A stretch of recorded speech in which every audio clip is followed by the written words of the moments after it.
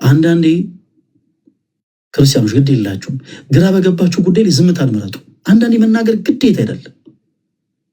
በቃ የግድ ተናገሩ የሚላችሁ አካል የለም። የግድ መናገር አስፈላጊ አይደለም። አንዳንዴ ዝም ማለት ባለበታችሁ ቦታ ላይ ዝም በሉ ፕሊዝ። የፈለጉትን ሰይፍ ይምዘዙ ጋይስ። እኔ ዝም ነው የምለው፣ ምክንያቱም በዝምታዬ እግዚአብሔር አስደንግጦኛል። እኔ በዝምታዬ ውስጥ እግዚአብሔርን አይቼዋለሁ። አንዳንድ ሰዎች በህይወታቸው እግዚአብሔርን አይተዋል በህይወታቸው እና በህይወታቸው እግዚአብሔርን ካዩ ሰዎች መካከል አንዱ እኔ ነኝ። ዝም በማለቴ በዝምቴ ውስጥ እግዚአብሔርን ተመልክቼዋለሁ። አንዳንዴ እግዚአብሔር ይቅደም የሚባለው ትክክል ነው። ተወዳጆች፣ በህግ አግባብ መጠየቅ የሚፈልጉ አካላቶች ካሉ እኔ ፈቃደኛ ነኝ። በህጋዊ መልኩ እንደውም ጉዳዩ ተይዞ ነገሩ ቢጠራ ሞር ከወሬ በራቀ መልኩ እውነተኝነትን ይዞ ሰው ዘንድ ይደርሳል። እና ወሬን ግን የምትናፍቁ ሰዎች እስቲ አንተ የሆነ ነገር በልበት ምናምን የምትሉ እኔ ምንም የምሰጠው ምላሽ የለም። መጨረሻ ላይ የምለው ነገር ምንድን ነው እንዳትረሱ፣ የተወረወረውን ድንጋይ በአጠቃላይ መልሼ አልወረውርም። ስለ እውነት ነው የምላችሁ። በዚህ ጉዳይ ላይ የኔም ስም ስታጠፉ የነበራችሁ ሰዎች ምን አይነት ፐርሰናሊቲ እንዳላችሁ ታውቃላችሁ። ምን አይነት ሰዎች እንደሆናችሁ ታውቃላችሁ። ይሄንን በእናንተና በእግዚአብሔር ብቻ ይቅር። እኔ በዛ ዙሪያ ምንም የምለው ጉዳይ የለም። እናንተ የወረወራችሁብን ድንጋይ ግን እንዳትፈሩ፣ እንዳትደነግጡ፣ ሰላማዊ እንቅልፍ ተኙ። ፈለገ አትናትዮስ መልሶ አይወረውረውም። እናንተ በወረወራችሁት ድንጋይ ግን ቤት ሰርቶ ያሳያችኋል። ለማለት ጠላቶቻችሁ አንገታቸውን እስከሚደፉ ድረስ እናሳፍራችኋለን። እናንተ ብቻ ፕሊስ የሚያዳምጣችሁ ሰው ያጣችሁ። ፈለገ አትናትዮስን ስታደንቁ የነበራችሁ ቶች ወንድሞች፣ ፈለገ አትናትዮስን ዳግም እንዳታደንቁት። ዳግም ፈለገ አትናትዮስ ተጽዕኖ ፈጣሪ ነው ሲባል በእርግጥ እኔን የሚጠሉ ሰዎች እንዲህ ሲባል ሲሰሙ ራሳቸውን ስለሚያዞራቸው አረፋ ስለሚደፍቃቸው ዝም አልኩኝ እንጂ ጌታ ምስክሬ እኔ ተጽዕኖ ፈጣሪ አይደለሁ። የእያንዳንዱ ሰው አፍ ሲከፈት ጭንቅላት እንዲታይ ያደርጋል እግዚአብሔር። እባካችሁ ከሳሽ አትሆኑ ተወዳጆች። ከዚህ ሰዓት ጀምሮ በቻልነው አቅም እያንዳንዳችን በጣም ፍቅር አጥተው የራቁት ወንድሞቻችን እናቅርባቸው በዙሪያችን ያሉ።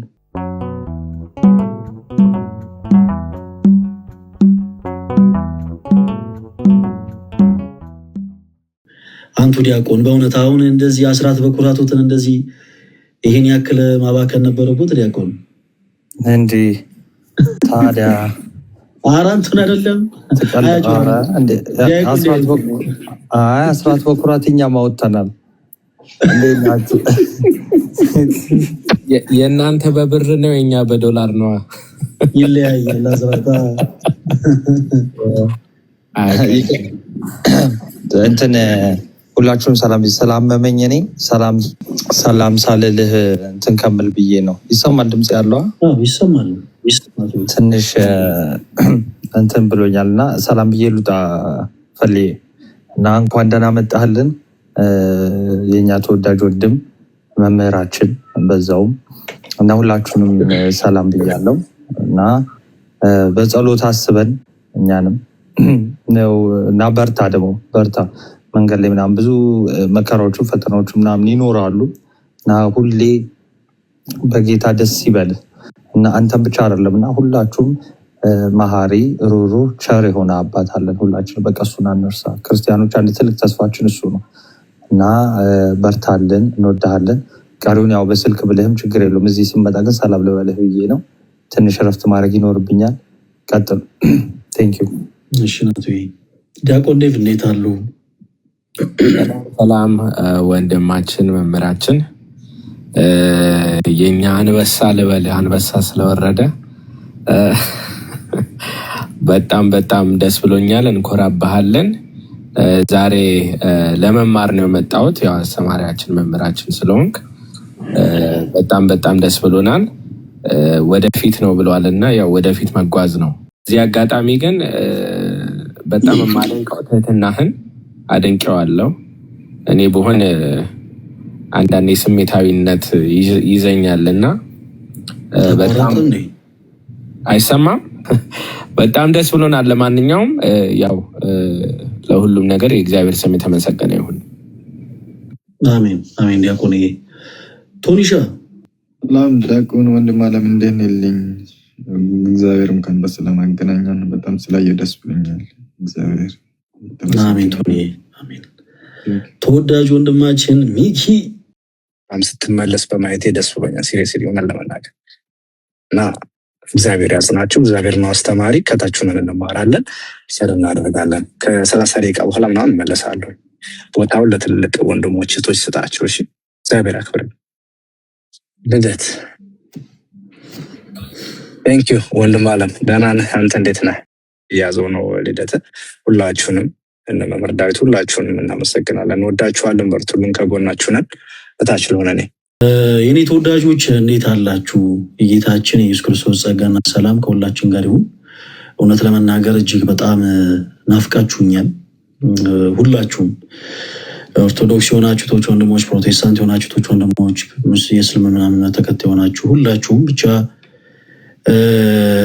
ጥሩ ፍቅር ስትሰጡ የነበራችሁ በአጠቃላይ ሁላችሁም እጅግ በጣም ናፍቃችሁኛል እና ዛሬ ደግሞ ናፍቃችሁኝ እንደዛ ስላገኟችሁ እጅግ በጣም ደስ ብሎኛል። ወደ ዋናው መልእክቴ ከመግባቴ በፊት ያው እንግዲህ ከሰሞኑ በተፈጠሩት ጉዳዮች ላይ በጣም ብዙ ሰዎች የተለያዩ ነገሮችን እንድናገር በጉዳዩ ላይ ምላሽ እንድሰጥ የተለያዩ ሀሳቦችን ሲያነሱልኝ ነበር እና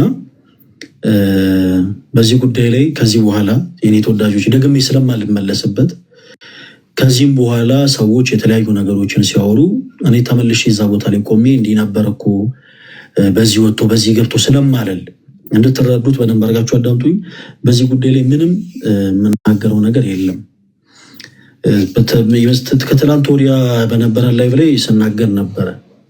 ብዙዎች የተለያየ ድንጋይ ወርውረዋል። አጋጣሚውን ጠብቀው ታይም ጠብቀው የኔን መውደቅ የሚፈልጉ እውነት እኔን እንደው አላደለ እንደው ለእኔ መልካም ነገር አስበው ሳይሆን እኔን ለመጣል የሚፈልጉ እቅዳቸውም የክፋት የነበረ በጣም ብዙ ሰዎች አጋጣሚውን ተጠቅመው በጣም ብዙ ድንጋይ ወርውረዋል።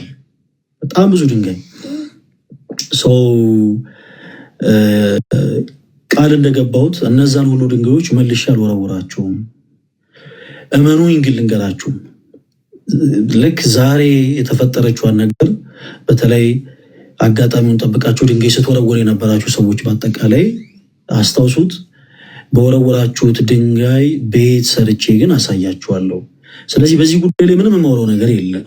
ምንም እናንተ ዝም ስትሉ እግዚአብሔር ስለ እናንተ ይናገራል። እኔ ተወዳጆች፣ እኔ እንደዚህ ነኝ፣ እኔ እንትን ነኝ፣ እኔ ጻድቅ ነኝ፣ እኔ እንትን ነኝ ምናምን አያስፈልግም። እነርሱ ስለኛ ያወሩ፣ እግዚአብሔር ስለኛ ይናገራል። ምንም አይነት ምላሽ አልሰጠና አንዳንድ ጊዜ ወሬን ከመናፈቅ አንጻር አንዳንድ ሰዎች የወሬ ጥማት ስላለባቸው ብቻ እሺ ከዛስ እሱስ ደግሞ ምን አለ እነሱስ ደግሞ ምን አሉ የሚሉ ሀሳቦችን እንዲሁ ፕላትፎርሙ ትንሽ ለወሬ ስለሚያበረታታ እንደዚህ ይናፍቃሉ እና በዛ ጉዳይ ላይ እኔ ምንም የምለው ነገር የለም። ከዚህም በኋላ ግን ለመጨረሻ ጊዜ ስለሆነ ሀሳብ የምናገረው በደንብ አዳምጡኝ። ፈለገ አትናቴዎስ ገንዘብ ሲያሰባስብ ለወላይታ ሀገረ ስብከት ብቻ ነው ያሰባስብ የነበረው እና ምናልባት ለተራቡ ሰዎች፣ ለተጠሙ ሰዎች፣ ለተቸገሩ ሰዎች ገንዘብ አሰባስቦ ሰርቋል። ገንዘባችንን ለሆኑ ለተራቡ ሰዎች፣ ለተጠሙ ሰዎች ብሎ ገንዘባችንን ሰብስቦ ጠፍቶብናል የምትሉ ሰዎች ካላችሁ ምናልባት ለድንጋይ ወርዋሪዎቹ ማለት ነው እና ደግሞ ጾታዊ ጥቃት በነገራችን ላይ ወንጀል ነው በሀገራችን። ጾታዊ ጥቃቶችን እንዲሁም ደግሞ እንደዚህ ምንድን ነው ሌሎች የማስፈራሪያ ዛቻዎችን አድርሶብናል ብላችሁ የምታስቡ ሰዎች ካላችሁ ደጋግሜ እንደተናገርኩት ፈለገ አትናቴዎስ የኢትዮጵያ ኦርቶዶክስ ተዋሕዶ ቤተክርስቲያን አማኝና አገልጋይ የሆነ ሰው እንጂ ፈለገ አትናቴዎስ አምባገነን መንግስት አይደለም። ስለዚህ አቅራቢያችሁ ባለ የህግ ቦታ ቀርባችሁ መክሰስ ትችላላችሁ። ራሳችሁ ሆናችሁ አንዳንድ አካላት ድንጋይ ውርዋሩን ብቻ ስለሆነ የሚፈልጉት በህይወታችሁ ገጥሟችሁ የሚያውቅ ከሆነ እናንተን ማጥቃት የሚፈልጉ ሰዎች ፊት ለፊት መጥተው እንዲኮ ተበድለናል እንዲኮነናል አይሏችሁም። የሆኑ አካላትን ይጠቀማሉ። እነሱ ተደብቀው የሆኑ አካላት ሚዲያ ላይ ወጥተው እንዲናገሩላቸው ያደርጋሉ። እና እውነታ ያለው ሰው በአጠቃላይ ምንም ይሄ በቃ አይደለም ምንም አይነት የተዝረከረኩ ንግግሮች፣ ወሬዎች አያስፈልጉም። ሄዶ በህግ አግባብ መጠየቅ። ከዛ በኋላ ፈለገ አትናቴዎስ ካለበት በጸጥታ አካላት ተይዞ ቤተክርስቲያን ራሷ ተከሷለች ማለት ነው። ገንዘቧን ስላጭበረበራት ቤተክርስቲያን ራሷ ተከሷለች። እና ከዛ ውጭ ግን በዛ ጉዳይ ላይ የተለያዩ ሀሳቦችን ምንድነው ሲካሄድ የነበረው ምንድነው ለሚለው እኔ ምንም የምናገረው ነገር የለም። እኔ ያን ያክል መንፈሳዊ ሰው አይደለሁኝም። ግን መሆን የምፈልገው ግን እንደ ክርስቶስ ስለሆነ ክርስቶስ በጥፊ ሲጸፋ ዝም እንዳለ፣ ምራቅ ሲተፋበት ዝም እንዳለ፣ ከሊጦስጥራ አደባባይ እስከ ቀራንዮ ድረስ 13 ሕማማትን ሲቀበል ዝም እንዳለ ሁሉ እኔም ዝም ነው የምለው። በቃ ዝምታዬ የጨነቃችሁ ሰዎች አይጭነቃችሁ፣ አልከበደኝም። እኔ ዝም ነው የምለው።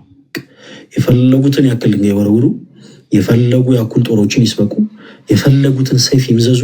ጋይስ እኔ ዝም ነው የምለው። ምክንያቱም በዝምታዬ እግዚአብሔር አስደንግጦኛል። እኔ በዝምታዬ ውስጥ እግዚአብሔርን አይቼዋለሁ። አንዳንድ ሰዎች በህይወታቸው እግዚአብሔርን አይተዋል በህይወታቸው እና በህይወታቸው እግዚአብሔርን ካዩ ሰዎች መካከል አንዱ እኔ ነኝ። ዝም በማለቴ በዝምታዬ ውስጥ እግዚአብሔርን ተመልክቼዋለሁ። አንዳንዴ እግዚአብሔር ይቅደም የሚባለው ትክክል ነው ተወዳጆች። እግዚአብሔር ይቅደም። ምናልባት አካውንቴ ላይ አሁን የቲክታክ አካውንቴ ላይ ወደ 300 ምናምን ሺህ ፎሎወር አለ። 300 ምናምን ሺህ ፎሎወር ያለው አካውንት ቢዘጋ ይደዝማታል። ምክንያቱም እግዚአብሔር በብዙ ሰዎች ልብ ውስጥ እንድቀመጥ አድርጎኛል እና ምናልባት አካውንቴን ማዘጋት ለነሱ ደስታ ሊሰጣቸው ይችላል፣ ለነሱ ሳቲስፋክሽን ሊፈጥርላቸው ይችላል። ግን ከሰዎች ልብ እንድፋቅ አያደርጉኝም ነው ባጭሩ። ይህን ደግሞ እንዲሆን ያደረገው እግዚአብሔር ነው። እንግዲህ ብዙ ከእግዚአብሔር ጋር ትታገሉ ፕሊዝ። እንቀጥል። እሺ አንዳንዴ ምን ነበር ልላችሁ የፈለኩት መሰላችሁ? በህይወታችሁ እግዚአብሔርን ማስቀደም የመሰለ ነገር የለም። አንዳንዴ በትዳር ህይወት ሰዎች ሲጋቡ ለምንድን ነው በስርዓተ ቤተክርስቲያን ቢጋቡ መልካም ነው የሚባለው? ለምን? በትዳራቸው እግዚአብሔር እንዲቀድም፣ በስራቸው እግዚአብሔር እንዲቀድም፣ በሁሉም ነገር እግዚአብሔር እንዲቀድም ቅዱስ ቤተክርስቲያን ታስበናለች። እና እግዚአብሔር የቀደመበት ነገር ምን ሁልጊዜ በድል ይጠናቀቃል። ሁልጊዜ በህይወታችሁ የኔ ተወዳጆች፣ ሶሪ በጣም የኔ ተወዳጆች፣ በህይወታችሁ ሰዎች እናንተን እንደናቋችሁ ፊል ስታደርጉ፣ ሰዎች እናንተን ያንኳሰሱ ሲመስላችሁ፣ ሰዎች በእናንተ በበላያችሁ እንደሆኑ ለማድረግ ለመሳል በሚሞክሩ ወቅት እባካችሁን በቃ ፕሊስ ራሳችሁን ለማስከበር እንዳትወጡ። በሶሻል ሚዲያ ሊሆን ይችላል፣ በምትኖሩበት ቦታ ሊሆን ይችላል፣ በስራ ገበታችሁ፣ በትምህርት ቦታችሁ ሰው እናንተ ሊዘልፋችሁ ሊሆን ይችላል። የሌላችሁ ፐርሰናሊቲ ሰጥቶ ለምሳሌ አንዳንድ ጊዜ ሶሻል ሚዲያ ላይ ፈለገ አትናቴዎስ ተሐድሶ ነው የሚሉ ሰዎች አሉ። ተሐድሶ ነው፣ ከተሐድሳይን ጋር የሚሰራ ሰው ነው፣ እሱ እንደዚህ አይነት ፐርሰናሊቲ ያለው ነው፣ የቤተክርስቲያን ትምህርት ፈጽሞ አይቀበል ምናምን፣ በጣም ኔጌቲቭ የሆኑ ነገሮች የሚናገሩ ሰዎች አሉ። ለነዛ ሰዎች እንደ ክርስቲያን እኛ ራሳችን ምላሽ መስጠት የለብንም። ይህን ነገር አስታውሱት። እናንተ ዝም ስትሉ እግዚአብሔር ነው ስለ እናንተ የሚናገረው። እኔ ራሴ ግን ልናገር ያላችሁ ሰዓት ግን እግዚአብሔር ደግሞ በተራው ዝምታን ይመርጣል። ስለ ራሳችሁ የተነሳችሁ እግዚአብሔር እንደው ከሚናገርልኝ ይልቅ እኔ ስለ ራሴ ልናገር ብላችሁ የተነሳችሁ ሰዓት ግን እግዚአብሔር በተቃራኒ ዝምታውን ይመርጣል። ያኔ እኛ የቀደምንበት ነገር ሁሉ አይሰምርም። እንደውም ምሳሌ ሲመስሉ አባቶች አንድ የተናገሩት ንግግር ትዝ አለኝ። በአንድ ወቅት የተወሰኑ ወዳጅ ጓደኛሞች አንድ ገዳም ለመሳለም ሄደው ተሳልመው ከዛ አካባቢ ክፍለ ሀገር ስለነበረ እንቁላል ገዝተው ይመጣሉ። የሆነው እውነተኛ ታሪክ ነው በነገራችን ላይ እና አንድ ቦታ ላይ ነው የሰማሁት። ይሄን ነገር እውነተኛ የሆነ ነገር ነው እና እነዚህ ሰዎች እንቁላል ገዝተው ከመኪናቸው ኋላ ጭኖት ይመጣሉ እና መንገዱ ሙሉ ከተጓዙ በኋላ አንድ ወዳጃቸውን ያገኙታል። በመንገድ ላይ ሰላም ይሉታል። ከየት እንደሚመጡ ይጠይቃቸዋል። እነሱ እየመጡ ያሉት ከሌላ ቦታ እንደሆነ ይነግሩታል። ካወሩ ከተስማሙ በኋላ በሉ እግዚአብሔር ከፊታችሁ ይቅደም አላቸው እና እነሱ እያረገጡ እግዚአብሔር ከኋላ ይከተለን ብለው መለሱለት። ይሄ ሪል የሆነ ነገር ነው ነገራችሁ ጋይስ። እና ተለያዩ። በመንገዳቸው ሲሄዱ ትንሽ አደጋ ገጠማቸው እና መኪና ውስጥ የነበሩ ሰዎች በአጠቃላይ ተጎዱ። ስብራት፣ የተለያየ አይነት ጉዳት ደረሰባቸው። ደማቸው የተወሰነ የፈሰሱ አሉ፣ ስብራት የገጠማቸው አሉ፣ የተለያየ አይነት ጉዳት ደረሰባቸው። ከኋላ የጫኑት እንቁላል ግን ምንም አልተሰበረም እና ያቺ ንግግር ትዝ አለቻቸው። እግዚአብሔር ከፊት ነበር ወይስ ከኋላ ተብሎ ሲጠይቁ ይዛኔ ከኋላ ብለው መለሱ እነሱ። ምክንያቱም በጣም ለመሰበር የሚቀርበው ነገር እንቁላል ሆኖ ሳለ የእነሱ ደማቸው ፈሶ ስጋቸው ተቆርሶ አጥንታቸው ተከስክሶ መኪና ውስጥ ጉዳት ደርሶባቸው ምንም ያልሆኑ እንቁላሉ ነበር እና አንዳንድ እግዚአብሔር እንዲህ ትንንሽ በሆኑ ነገሮች ምሳሌን ይመስልልናል። እና የኔ ተወዳጆች በምንም ነገር እኛ እንቅደም አትበሉ። በቃ እግዚአብሔር ከፊታችሁ ይቅደምላችሁ። እናት አባቶቻችን እኮ እንደው በጣም መንፈስ ቤትን እንደ ካልቸር አድርገው ነው የያዙት። ከቤታቸው ሲወጡ ሰላም አውለኝ ቀኝ አውለኝ ይባላል አይደል? ቀላል ጸሎት አይደለም። እግዚአብሔር ከፊት እንዲቀርብላቸው የሚማጸኑበት ጸሎት ነው እና በዚህ ጉዳይ ላይ እኔ ምንም የምሰጠው ምላሽ የለም። እንደተባለው ፈለገ አትናቴዎስ እያስመሰለ ራሱን ትሁት እያስመሰለ እያጭበረበረ አክት እያደረገ በጣም የብዙ ሰዎችን በእውነት እኔ አሁን እግዚአብሔር በሚያውቀው መቼ ነው ስልጣን ይዤ የነበርኩት ነው ያልኩት። እውነቴን ነው የምላችሁ። የሆነ ሰዓት ላይ የሆነ ስልጣን ይዤ የሆኑ ህዝቦችን በቃ እንደው በደርዘን ጨፍጭፌ መጣሁ እስከሚመስለኝ ድረስ መቼ ነው ስልጣን ያዝኩበት ቀን አለ ወይ ብዬ ራሴን እስከምጠይቅ ድረስ በጣም ግራ የተጋባሁት እና በጣም ብዙ የሆኑ ሰዎች ብዙ ነገር ብለዋል። ለነዛ ሁሉ የሚሰጠው ምላሽ የለም። በህግ አግባብ መጠየቅ የሚፈልጉ አካላቶች ካሉ እኔ ፈቃደኛ ነኝ። በህጋዊ መልኩ እንደውም ጉዳዩ ተይዞ ነገሩ ቢጠራ ሞር ከወሬ በራቀ መልኩ እውነተኝነትን ይዞ ሰው ዘንድ ይደርሳል እና ወሬን ግን የምትናፍቁ ሰዎች እስቲ አንተ የሆነ ነገር በልበት ምናምን የምትሉ እኔ ምንም የምሰጠው ምላሽ የለም። መጨረሻ ላይ የምለው ነገር ምንድን ነው እንዳትረሱ፣ የተወረወረውን ድንጋይ በአጠቃላይ መልሼ አልወረውርም። ስለ እውነት ነው የምላችሁ። በዚህ ጉዳይ ላይ የኔም ስታጠፉ የነበራችሁ ሰዎች ምን አይነት ፐርሰናሊቲ እንዳላችሁ ታውቃላችሁ። ምን አይነት ሰዎች እንደሆናችሁ ታውቃላችሁ። ይሄንን በእናንተና በእግዚአብሔር ብቻ ይቅር። እኔ በዛ ዙሪያ ምንም የምለው ጉዳይ የለም። እናንተ የወረወራችሁብን ድንጋይ ግን እንዳትፈሩ፣ እንዳትደነግጡ፣ ሰላማዊ እንቅልፍ ተኙ። ፈለገ አትናቴዎስ መልሶ አይወረውረውም።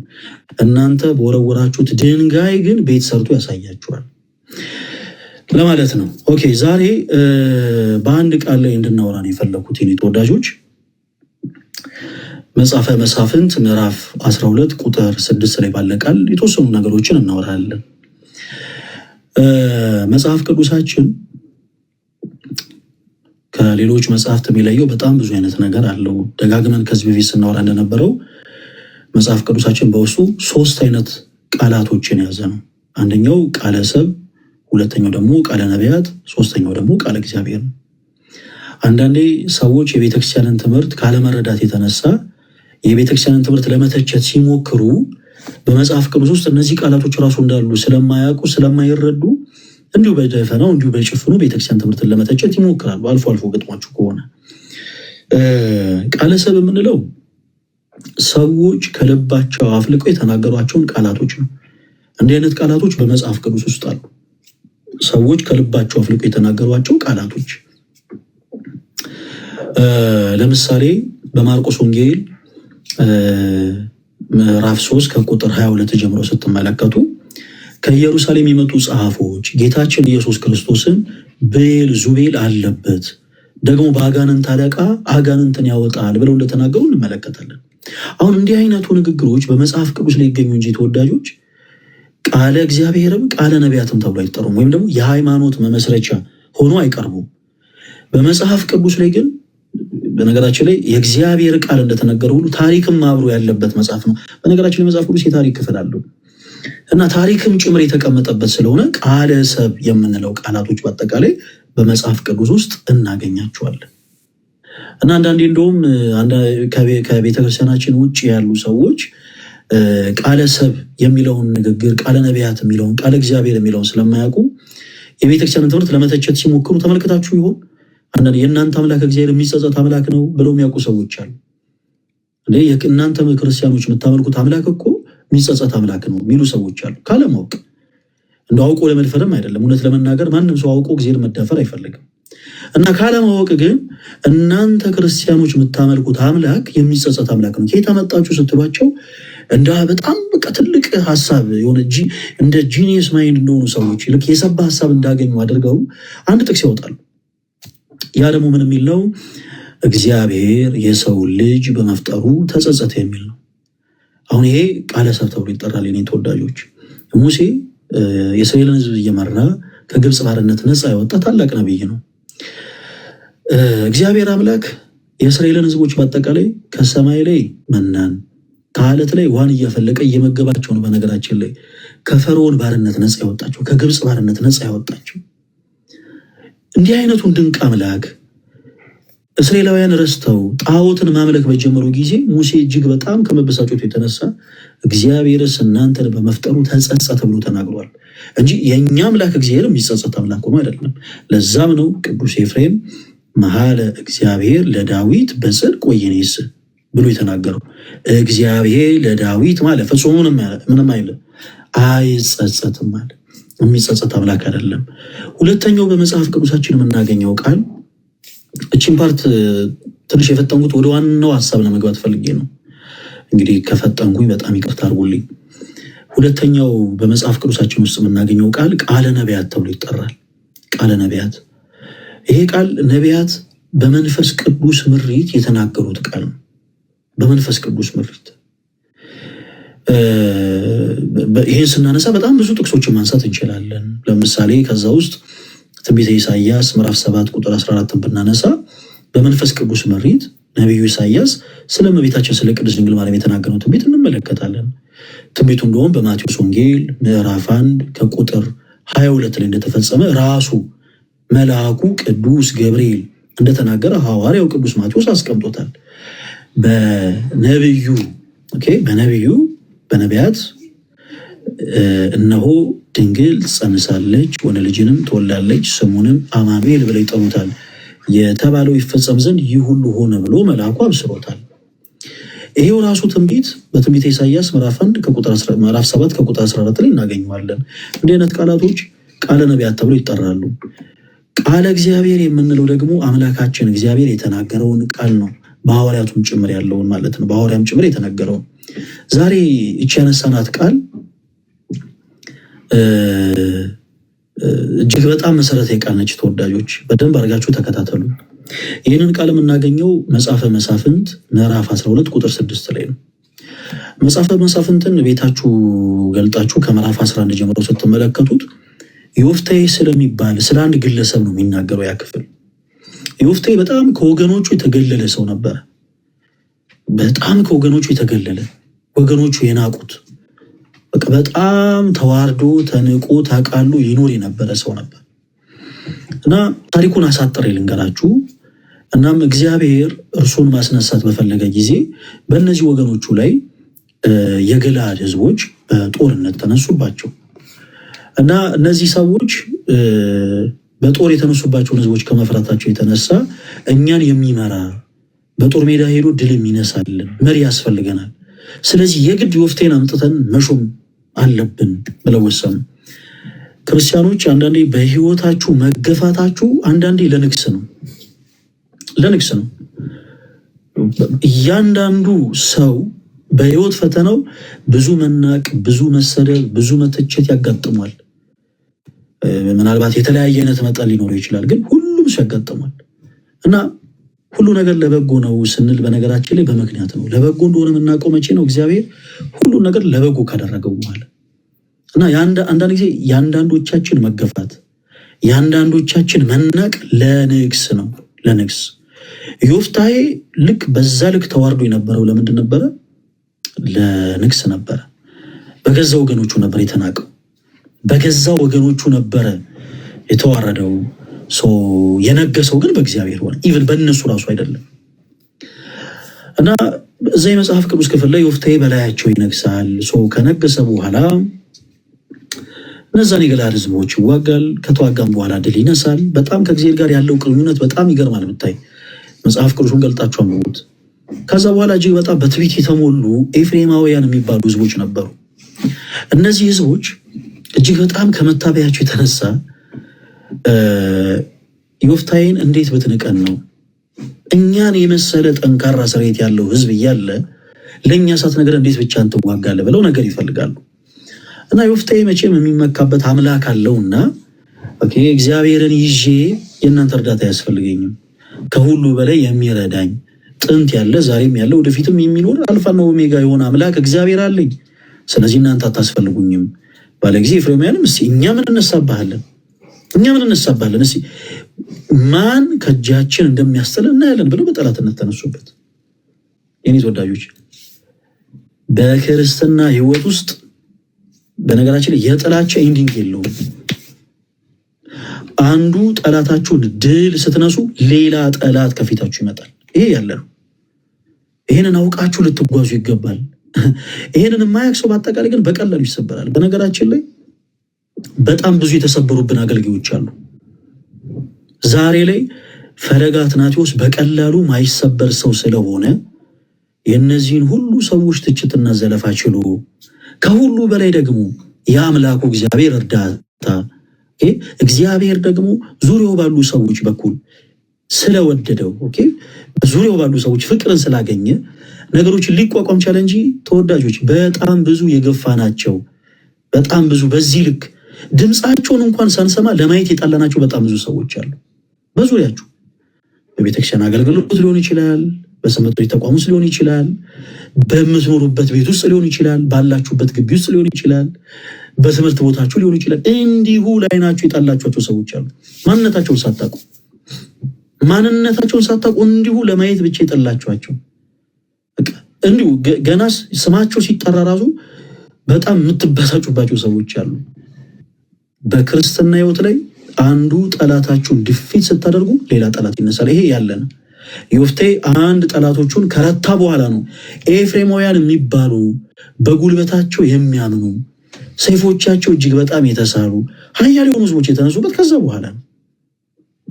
የእናንተን ከፍ ከፍ ማለት የማይወዱ ሰዎች አሉ። በተለይ በነገራችን ላይ በየትኛውም ቦታ ላይ የግድ መንፈሳዊ ህይወት ላይሆን ይችላል። ክርስቲያኖች ባላችሁበት በየትኛውም ቦታ ላይ ትንሽ ሆነች ነገር ትንሽ ለምሳሌ በምትሰሩበት ቦታ ላይ ድንገት ባለቆቻችሁ የምትወደዱ ከሆናችሁ ምንም ነገር ኖሯችሁ እኮ አይደለም። ድንገት ባለቆቻችሁ የምትወደዱ ሰዎች ከሆናችሁ ዙሪያችሁ ባሉ ሰዎች በጣም ነው የምትጠሉት።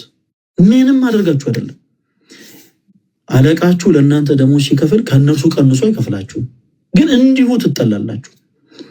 አንዳንዴ በውስጣችን ይሄ የቃየልነት ያጠቃን ብዙ ሰዎች ያለን። እግዚአብሔር አምላክ በእውነት ሁላችን ለንስሐ ሞት ያብቃን። መቼም ዞረን የሁላችንም ዓላማ ኖረን ተስፋ የምናረጋት መንግስተ ሰማያትን መውረስ እና ያቺን ደግሞ የክርስቶስ ኢየሱስን መንግስት ደግሞ የምንወርሰው ደግሞ ክርስቶስን በመምሰል ነው። የቃየልን አይነት ልብ ኖሮን ግን እመኑን ማንኛችንም ያቺን መንግስት አንወርስም፣ ፈለገም ጭምር ማለት ነው። እግዚአብሔር አምላክ ወደ አቤል መስዋዕት የተመለከተው አቤል የሚያምር ሆነ እጅግ በጣም መልከኛ የሆነን መስዋዕት ስላቀረበ አይደለም፣ ልቡ ንጹህ ስለነበረ ነው። ልቡ ንጹህ ነው ማለት በወንድሙ ላይ ክፋት ሳያስብ ነበረ መስዋዕቱን ያቀረበው። ቃየል ግን በጣም ከባድ ጥላቻ ነበረ በልቡ። እግዚአብሔር እንዲህ አይነቱ መስዋዕት አይመለክም። ምናልባት ዘማሪ ልንሆን እንችላለን፣ ምናልባት ሰባኪ ልንሆን እንችላለን፣ ምናልባት ቀዳሽ ካህናት ልንሆን እንችላለን፣ ምናልባት በጣም ስመጥር የተባለን በጣም በብዙዎች ዘንድ ተደማጭ ሆነን አገልጋዮች ልንሆን እንችላለን። ዋቴቨር ጋይስ፣ ጩኸታችን ዝማሪያችን የሆነ የሚስረቀረቅ ድምፅ ሊኖር ይችላል። ብራዘር በደንብ እየሰማኝ፣ እጅግ በጣም የሚስረቀረቅ ድምፅ ሊኖርሽ ይችላል። ግን እህትሽን እየጠላሽ ከሆነ የምታገለጊው መኝኘት በቃ ከንቱ ጮት ነው እየጮሽ ያለሽ። እግዚአብሔር እንዲህ አይነቱ መስዋዕት አይቀበልም። ምናልባት የዩቲዩብ ሰብስክራይብ ያስገኝሽ ይሆናል፣ ምናልባት ሰዎች ያጨበጭቡበት ይሆናል። ከዛ ውጭ ግን መስዋዕት ሆኖ ሰባቱ ሰማያትን ሰንጥቆ መስዋዕት ሆኖ በእግዚአብሔር ዘንድ አይቀርም። ዝማሪያችሁ መስዋዕት ሆኖ በእግዚአብሔር ዘንድ የሚቀርበው ወንድም እህቶቻችሁን ሳትጠሉ በንጹህ ልብ ማለት በፍቅር መስዋዕታችሁን ስታቀርቡ ነው። ስብከቶቻችሁ ዙሪያችሁ ያሉ ወንድሞቻችሁን እየጠላችሁ፣ ዙሪያችሁ ያሉ ወንድሞቻችሁን እየናቃችሁ፣ ዙሪያችሁ ያሉ ወንድሞቻችሁ ላይ ቂም እየያዛችሁ ከሆነ የሚሰቡት እመኑኝ፣ ምናልባት እንደው መምህር ገሌ እኮ አቤት ድምፃቸው ሊባልላችሁ ይችላል። መቼም የኛ መመን የዋን አቤት ድምፃቸው በስመ አብ የእሳቸው ድምፅ ይባላል። ምናልባት አቤት የሳቸው ካባ፣ አቤት ቀሚስ አደራረጋቸው ሊባል ይችላል። የእናንተ አገልግሎት ግን በዜሮ ነው የሚባዘው። ስለዚህ ለራሳችሁ ስትሉ ዛሬ ሰዎች የሆነ መልካምነትን ገንዘብ ማድረግ ያለባቸው ለሌላ ሰው ሳይሆን ሰዎች ለራሳቸው ሲሉ ነው መልካምነትን ገንዘብ ማድረግ ያለባቸው። እያንዳንዱ ሰው ለራሱ ሲል መልካምነትን ገንዘብ ካላደረገ እመኑ ተስፋ የምናደርጋት መንግስተ ሰማያትን በፍጹም ማንኛችንም ልንወርሳት አንችልም። ፈለገ አትናቴዎስን ምንም ልትመክሩት አይገባም፣ ምንም ልትጨቅጭቁት አይገባም።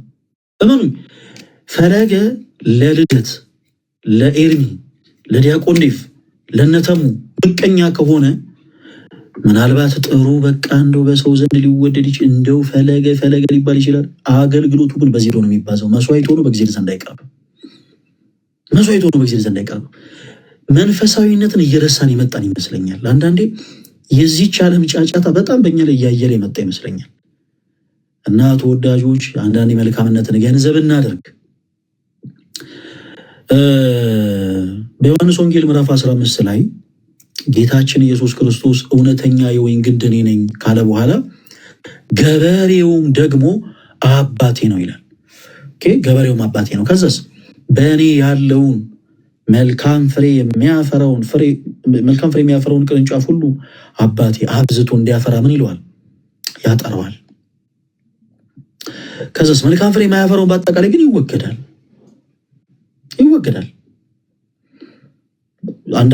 አንድ አባባል አለ። ይሄ ሰው በጣም ክርስትና ህይወት በጣም ይለያል ተወዳጆች፣ ከዓለም ተቃራኒ ነው ሁልጊዜ። መልካም ከሚባሉ ስራዎች ውስጥ አንዱ በነገራችን ላይ ጸጸትና ንስሐ ነው። መልካም ከሚባሉ ስራዎች ውስጥ አንዱ፣ መልካም ተብለው ከሚጠቀሱ ፍሬዎች ውስጥ አንዱ ንስሐ ነው። እያንዳንዱ ክርስቲያን ከሰው ስህተት፣ ከብረት ዝገት፣ ከእንጨት ጭስ ስለማይጠፋ የንስሐን ህይወት ገንዘብ ማድረግ አለበት። መኮንን የእግዚአብሔር ስራ ነው። ተወዳጆች መኮንን የእግዚአብሔር ስራ ነው ስንል ግን ስርዓተ ቤተክርስቲያንን አናስከብር ማለት አይደለም። ግን ፕሊስ እባካችሁን የእኛን ነውር ክርስቶስ ሸፍኖት ሳለ፣ የእኛን በደል ክርስቶስ ሸፍኖት ሳለ፣ በቃ የእኛን ኃጢአት በጣም ከሽታ ከከረፋ ጠረን ይልቅ ጸያፍ የሆኑ በደላችንን ክርስቶስ ከልሎት ሳለ ራሳችን እንደ ጻድቅ እየቆጠረን ፕሊስ እባካችሁ ስለ ሰዎች አናውራ።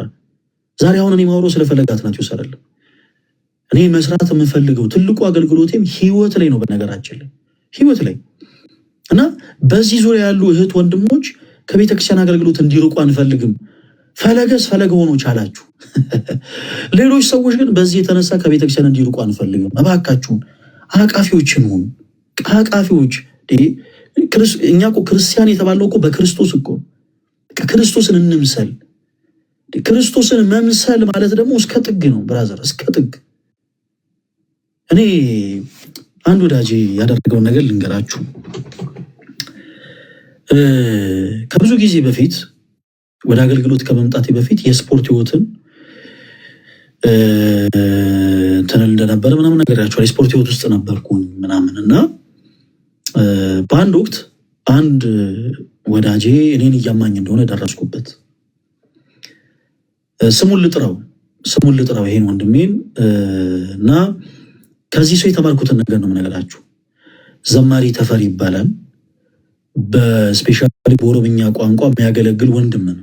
በጣም ከብዙ ዓመታት በፊት የተማርኩትን ነገር ነው የምነግራችሁ እና ይህ ዘማሪ ተፈሪ የሚባል ወንድማችን በልጅነቱ በደረሰበት አደጋ የተነሳ አንድ አይኑ ትንሽ አደጋ ስለደረሰበት አይመለከትም። አንድ አይኑ ጤነኛ ነው፣ በአንድ አይኑ በኩል ግን ትንሽ ህመም አለበት። በጣም ድንቅ ወንድም ነው እና በመካከላችን ካለ አንድ ወዳጃችን መካከል እኛን እየዞረ ስማችን እያጠፋ እንደሆነ ደረስንበት። እንደውም እኔ ዋሶኜ እንደው በጣም የሚበላው ነገር ስላጣ የሚጠጣው ነገር ስላጣ፣ በጣም የሚገርማችሁ ቤት የተከራየንለት እኛ ነን። በጣም ብዙ ዓመት ነው የምነግራችሁ። ቤት የተከራየንለት እኛ ነን። አከራዩ እንደውም ላጤ ሰው አላስገባም ሴት ያመላልስብኛል ብለው ጉልበታቸው ላይ ወድቀን፣ ተከራይ ምን መስለው እኛ ነን። ጉልበታቸው ላይ ወድቀን እባክዎት ብለን 3 በ3 የምታክል ክፍል ፈልገን የተከራየንለት እኛ ነን።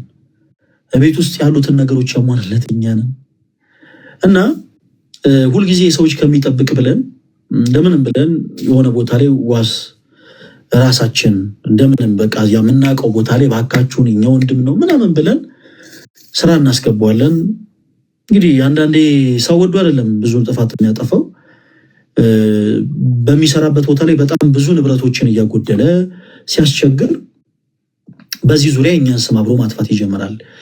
ያው ሲያዝ እነሱ ናቸው እንደዚህ ያደርግ ያሉኝ እነሱ ናቸው እያለ ስም ማጥፋት ይጀምራልና ዘማሪ ተፈሪን ታውቋል ወይ ሲባል በጣም ጸያፍ በሆነ ስድቦች እየተሳደበ ይናገራል። ከብዙ ጊዜ በኋላ ይሄንን እኔ እሰማለሁ። ክርስቲያኖች በጣም ከብዙ ጊዜ በኋላ እኔን ስሜን ከማጥፋቱ ይልቅ ይሄንን ሰው ዘማሪ ተፈሪ የሚባልን ሰው አንድ አይኑ ስለተጎዳ በልጅነት ጉዳት ስለደረሰበት እውር እያለ መሳደቡ በሱ ላይ ማልገጡ በጣም ያበሳጨኝና ጓደኞቼን በአጠቃላይ ይጠራሉ። ትልቅ ስህተት ሰራው በህይወቴ፣ በጣም ትልቅ ስህተት። በደንብ አዳምጡ። ወዳጆቻችን በአጠቃላይ ጠራንና እሱንም ጠራ ነው እንደዚህ ያደርጋል እንዲህ አይነት ነገሮችን ሰምቻለሁ፣ ሰው ለምን እንደዚህ ያደረግ ብለን ተቆጣን። ያደረግነው ስለተበሳጨን ነበር። ግን ያ ወንድማችን የሰራውን ስህተት የሚያስተካክልበት መንገድ አልነበረ እና በጣም ተበሳሽተን ዛሬ የነበሩ ልጆች ትንሽ ያው ሲጋጩት ካፍና ካፍንጫው ደም ይፈሳል፣ ማልቀስ ይጀምራል። የዚህ ጊዜ ዘማሪ ተፈሪ የሚባለው ወንድማችን ከሁላችን ፊት ቆሞ እያለቀሰ ከዚህ በኋላ ይሄን ልጅ ማንም ሰው እንዳይነካዋል፣ ማንም ሰው እንዳይነካው፣ ከዚህ በኋላ ማንም ሰው እንዳይነካው ብሎ ሲናገር እሱም ዞሮ እንዲቆጣው፣ እሱም ዞሮ በቃ በጉልበት እንዲነሳበት፣ እሱም ዞሮ የሆነ አንዳች ነገር እንዲያደርገው እኔ በኃይል ተናገርኩኝ። አንተን እኮ በአይንህ እየቀለደ እውር እያለ ሲሰድብህ ነበረ እና ምን ትጠብቃለህ? እንዴት ትከላከልለታለህ ስንለው ከእናንተ በፊት ጉዳዩን አውቃለሁ ያለ። በቃ ጋይስ ክርስትና ማለት ይሄ ነው።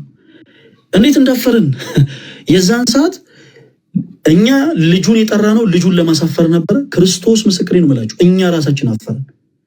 እዛ ቦታ ላይ ልክ እንደ ሸንጎ ተሰባስበን እሱ ላይ ለመፍረድ የተሰባሰበ ልጆች በአጠቃላይ እኛ ራሳችን አፈርን። ይህ ዘማሪ ተፈሪ የምንለው በእድሜ ከኛ ጋር በእርግጥ ቢቀራረብም ግን በመንፈስ እውቀት በጣም ከኛ ቀድሞ ተራምዶ የነበረው ልጅ ግን እኛን አሳፈረ። ለካ ከኛ ከሁላችን በፊት ያውቃል። መቶ ሲያቅፈው ይታቀፍለታል፣ መቶ ሲስመው ይሳብለታል። ምንም ፊቱን ቀይሮበት አያውቅም። እኛ ግን ነገሮችን ባወቅንበት በመጀመሪያው ቅጽበት ቀንዶ ካልደበደብ ነው ምን ካላል ነው እንዲህ ካልሆነ ከኪዘራፍ ምናምን አለ። ለካ ክርስትና ያ ነበር። ለካ እውነተኛ ክርስትና ሰዎች ኤክሰርሳይዝ ሲያደርጉት ያሳፍራል። ለካ ሰዎች በስህተት መንገድ የሚሄዱ ሰዎችን ለካ ማሳፈር ይቻላል። እና ክርስትና ማለት ክርስቶስን መምሰል ነው ማለት ኃጢአትን መደበቅ፣ ኃጢአትን መከለል ነው። ተወዳጆች ሰዎች የሰሩትን በደል በአደባባይ እንዲህ ናቸው በማለት እመኑልኝ፣ ማንንም ልትበሉት፣ ዘማሪ ይበሉት፣ ሰባኪ ይበሉት፣ ዲያቆን፣ ማንም ሰው ይበድላል። ማንም ሰው ኃጢአትን ይሰራል። ግን በዛ ወይ እመኑኝ ያንን ሰው ከስህተቱ ልትመልሱት አትችሉም። ክርስቶስን መስላችሁ ግን ያንን ሰው ከስህተቱ ልትመልሱት ትችላላችሁ። በመጽሐፍ ቅዱስ ላይ ከዚህ በፊት ጠቅሼዋለሁ።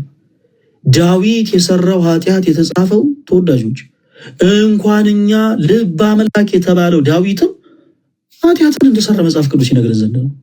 እንኳን እኛ በዚህ ዘመን ላይ ያለን ሰዎች ይቅርና እግዚአብሔር አምላክ እንደ ልቤ ያለው ልበ አምላክ ተብሎ የተጠራው ነብዩ ዳዊት ስንኳ ፈጣሪውን በድሎታል እንዴ።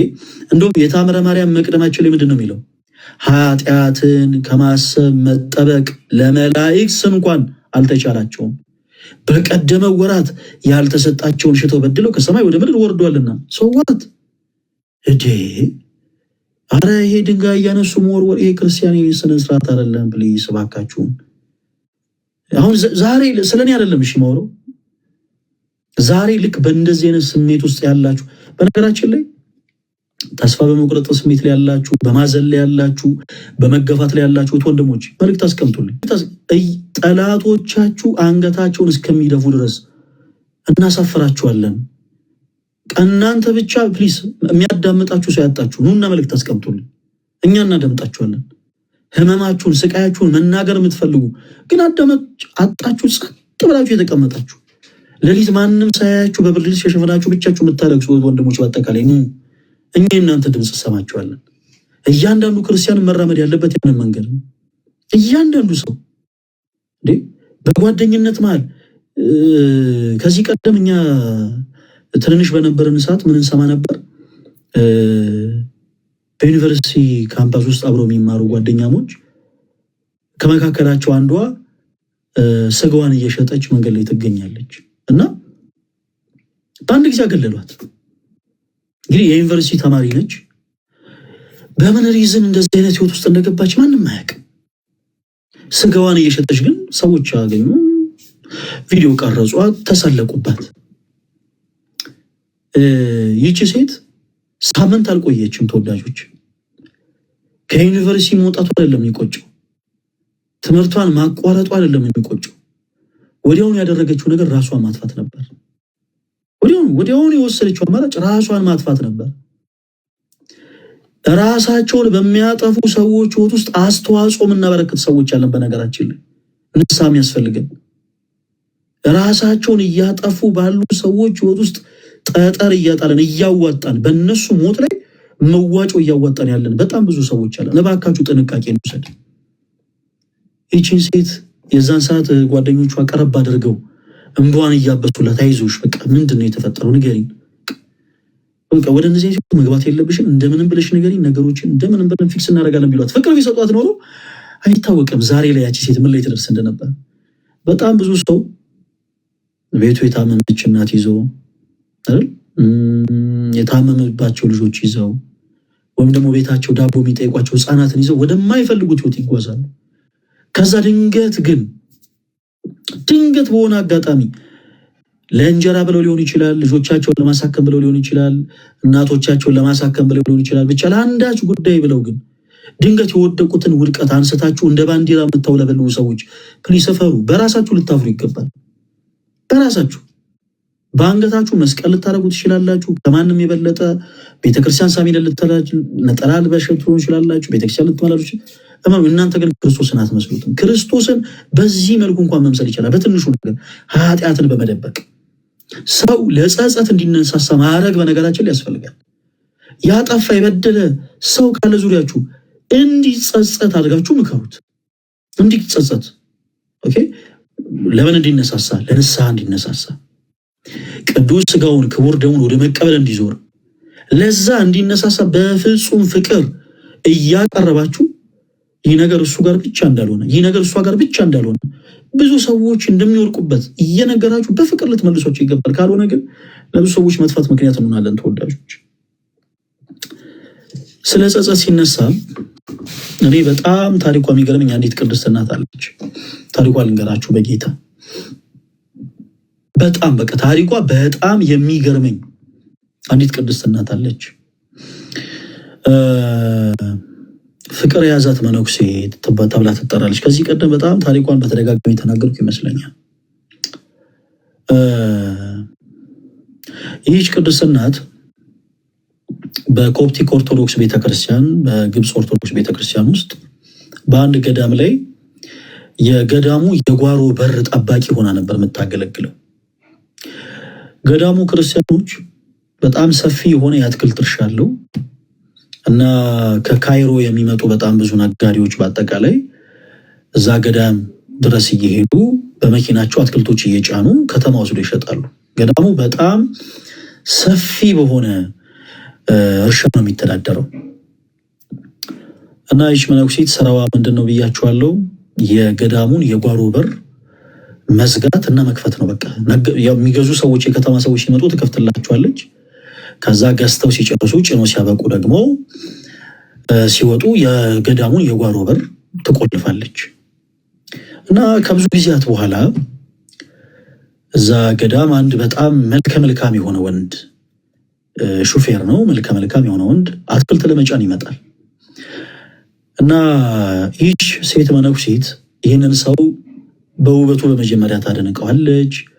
ከዛ እያለች በዛ ሰው በጣም መሳብ ትጀምራለች። ያም ሰው አዘውትሮ ያቺ ሴት መነኩሴት በሌላ አይን እየተመለከተችው እንደሆነ ባወቀ በተረዳ ጊዜ አዘውትሮ መመላለስ ይጀምራል። አንዳንዴ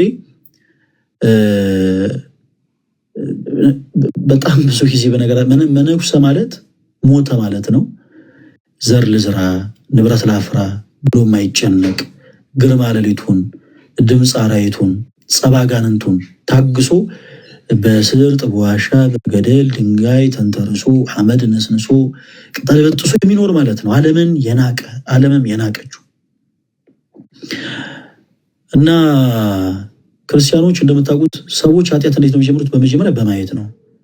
እና እንደውም አንድ አባት ብለዋል፣ ልጆቼ አንዳንዴ ኃጢአትን አትመልከቱ፣ የተመለከታችሁን ነገር ታስቡታላችሁ፣ ያሰባችሁትን ነገር ትመኙታላችሁ፣ የተመኛችሁትን ነገር ታደርጉታላችሁ፣ ያደረጋችሁትን ነገር ተደጋግሙታላችሁ እና ከዛ ኃጢአት ለመውጣት ይከብዳል። እና አንዳንዴ ነገሮችን በቤተክርስቲያናችን የወንዶች አንቀጽና የሴቶች አንቀጽ የተለያየ ቦታ የሚሆንበት ምክንያትም ያ ነው ትልቁ ሪዝን። እና ይቺ ሴት ያንን ሰው በዓይኗ ትክ ብላ መመልከት ትጀምራለች። ስጋዊ የሆነ ሀሳብን ማሰብ ትጀምራለች። በስተመጨረሻ ያው ምንድነው ይሄ ማውራት ይጀምራል። እሷን ያው በከተመኛው ቋንቋ መጀንጀን ማለት ነው። ያ ሰው ለትዳር ፈልጓት አይደለም፣ ሌላ ነገር ፈልጓት አይደለም፣ ግን ጀስት መነኩሴት ስለሆነች እሷን ማሳሳት ብቻ ይፈልጋል። ምንም አይነት ነገር ፈልጎ አይደለም፣ ምንም አይነት ትርፍ ማግኘት ፈልጎ አይደለም። ጀስት በቃ መነኩሴት ስለሆነች ብቻ በቃ ለዛ እሷን ይዞ በአልጋ መውደቅን እያሰበ ለዛ ጉዳይ በጣም ይፋጠን ጀመር እና ሁሌ ይዤሽ ልጥፋ እያለ በደንብ አድርጎ ያወራታል፣ ያሳስባታል፣ ይመክራታል። በስተመጨረሻ ይህች መነኩሴት እናት የገዳሙን በር ትይዝና አንድ ቀን ወስና ከእርሱ ጋር ተነጋግራ የሚጠፉበትን ቀን ወስነው ከገዳሙ በር ላይ ጠብቃት ጀመረ፣ የጓሮ በር ላይ እና ተወዳጆች በገዳሙ የጓሮ እስቲ ነው። በነገራችን ላይ ገዳም አለ ኮፕቲክ ቤተክርስቲያን ውስጥ የምታውቁት ሰው ምናልባት የሄዳችሁ ሰዎች ያን ታሪክ ሰምታችሁ ሊሆን ይችላል። እና የእመቤታችን ምስለ ፍቁር ወልዳለ እዛ ቦታ ላይ የቅዱሳት ስዕላትና ቁልፉን ከአንገቷ ታወልቅና እመቤቴ እንዲህ አይነቱ ህይወት ከበደኝ፣ ይሄን ልጅ ወደዋለሁ፣ ይሄን ልጅ አፈቅረዋለሁ እና ይሄ ህይወት ከበደኝ፣ ስለከበደኝ ቁልፉን አንቺ ያዥልኝ፣ አንቺ ተረከቢኝ ብላ ትሄዳለች። ለምን እዛ ላሉት አባቶች ብትሰጥ ኃጢአተኛ ልትባል ነው። በነገራችን ሰው ሁሉ ይሄን ይፈራል፣ ኃጢአተኛ መባልን፣ በኃጢአት የቆሸሻችሁ መባልን ሰው ሁሉ ይፈራል። እና ያንን ከመፍረቱ የተነሳ በነዛ አባቶች ዘንድ እንዳትተች ፈርታ ያንን ቁልፍ አንቺ ተረከቢኝ ብላ ለእመቤታችን ለቅድስት ድንግል ማርያም አስረክባ ከዛ ሰው ጋር ትወጣለች። እና ከወጣች በኋላ በጣም እልፍ ጊዜያት ይቆጠራሉ። ያ ሰው ስጋዊ ጥቅሙን ተጠቅሞባት ስጋዊ እርካታውን፣ ደስታውን፣ ሁሉ ነገር ካገኘ በኋላ እንደማይፈልጋት ይነግራታል። እንግዲህ ተመልከቱ፣ መነኩሲት ነበረች። ዓለምን ንቃ ተጋሎን የጀመረች የሰው የጎልማሳ ሙሽራ ከመሆን ይልቅ የክርስቶስ ሙሽራን መሆን የመረጠች መነኩሲት ነበረች። እና እንዲሁ በነገሮች ከመጓጓት የተነሳ ግን ባለማወቅ ስህተትን ሰራች። ባለማወቅ ተወዳጆች፣ እኔ በጣም ይገርመኛል። ግን የኛ ቤተክርስቲያን በጣም ብዙዎቻችሁ አንዳንድ ጊዜ ነገሮችን በደንብ አድርጋችሁ አዳምጣችሁ ሊሆን ይችላል። ቅዳሴ ካለቀ በኋላ ካህናት ሲባርኩ ሰምታችሁ ታውቃላችሁ? ካህናት ሲባርኩ ጌታችን አምላካችን መድኃኒታችን ኢየሱስ ክርስቶስ የካህናት አለቃ ለአባቶቻችን ለሐዋርያት በምድር ያሰሩት በሰማይ የታሰረ ይሆን ዘንድ በምድር የፈቱት በሰማይ የተፈታ ይሆን ዘንድ ስልጣነ ክህነትን የሰጣቸው ከልጅነት እስከ እውቀት አውቃችሁ በድፍረት ሳታውቁ በስተት በመዓልት በሌሊት በሐልዮ በነቢብ በገቢር ከሰራችሁት ኃጢአት ማይሰራ ኃጢአት እግዚአብሔር ይፍታ ይላሉ አባቶች። ኦ ማይ ጋድ! በጣም የሚደንቅ ጸሎት ነው። በደንብ ስሙት እስቲ ፕሊዝ። ቅዳሴ ጸሎት፣ የኪዳን ጸሎት ላይ ስትገኙ ባንቃዶ ህሊና በተመስጦ ልቦና ሆናችሁ ፕሊዝ አዳምጡት እስቲ ቃሉን። ይቅር የምንባለው በነገራችን ላይ ሳናቅ ለሰራነው ስህተት ብቻ አይደለም፣ አውቀን ለሰራነው ነገር ሁሉ ሳይቀር። አይገርም? ክርስቶስ ይህን ያክል መሐሪ ነው። አውቀን ራሱ በድፍረት ለሰራነውን ስህተት ይቅር ማለትን ያልከበደው ጌታ ነው። በጣም ይደንቃል የኛ ጌታ። ይህች ሴት መነኩሴት ሳታቅ በዛ ሰው ተታላ በጣም አስቀያሚ ሁኔታ ውስጥ ትገባለች። ነጠላ ለባሽ የነበረች፣ አስኬማ ለባሽ የነበረች፣ ቀሚስ ለባሽ፣ በአንገቷ መስቀልን ታደርግ የነበረች፣ ሰዓት ቆጥራ በጸሎት ትገደል የነበረች ይቺ ሴት ጸሎቱ ቀርቶ ፊቷ ሰው በቀረጸው ፕሮጀክት ተበላሽቶ ፀጉሮቿ ተንጨባረው ራሷን ጥላ በካይሮ ከተሞች ላይ እንደ ጎዳና ተዳዳሪ ክርስቲያኖች አንዳንዴ ቀረብ ብላ ተጠይቋለች።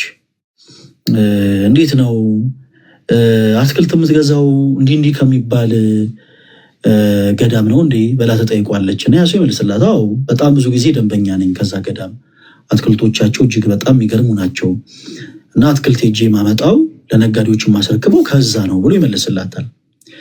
እና በጓሮ በር በኩል በር የምትከፍት አንዲት መነኩሲት ነበረች አይደል ብላ ተጠይቋለች። እና ያ ሰው አዎ እንዴት ትክክል ነሽ ብሎ ይመልስላታል። እና ታዲያ ማን ቀይሯት ይሆን? ያቺ ከዚህ በፊት ድሮ የጓሮን በር ትከፍት ትዘጋ የነበረችውን ሴት መነኩሲት ማን ቀይሯት ይሆን ብላ ተጠይቋለች። እና እንደ መገረም እንደ መደንገጥ ብሎ ያያትና አይ አረ ያቺ ሴት መነኩሲት ነች አሁንም በሩን የምትከፍተው በሩን የምትዘጋው ብሎ ይመልስላታል። ግን ያንን የበሩን ቦታ አሁንም ተመድባ እያገለገለች ያለችው ያቺው ራሷ ሴት መነኩሲት ነች ብሎ ይመልስላታል። እና በጣም ተደነቀች፣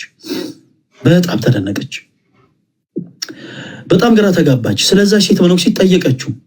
ምናልባት እሱ እንግዲህ ሌላ ሴት መነኩሲትን አይቶ ይሆን እንዲህ ብላ የቀሚስ አለባበሷ፣ የመስቀል አደራረጓን፣ የአስኬሟን አይነት ኤቭሪቲንግ ጠየቀችው።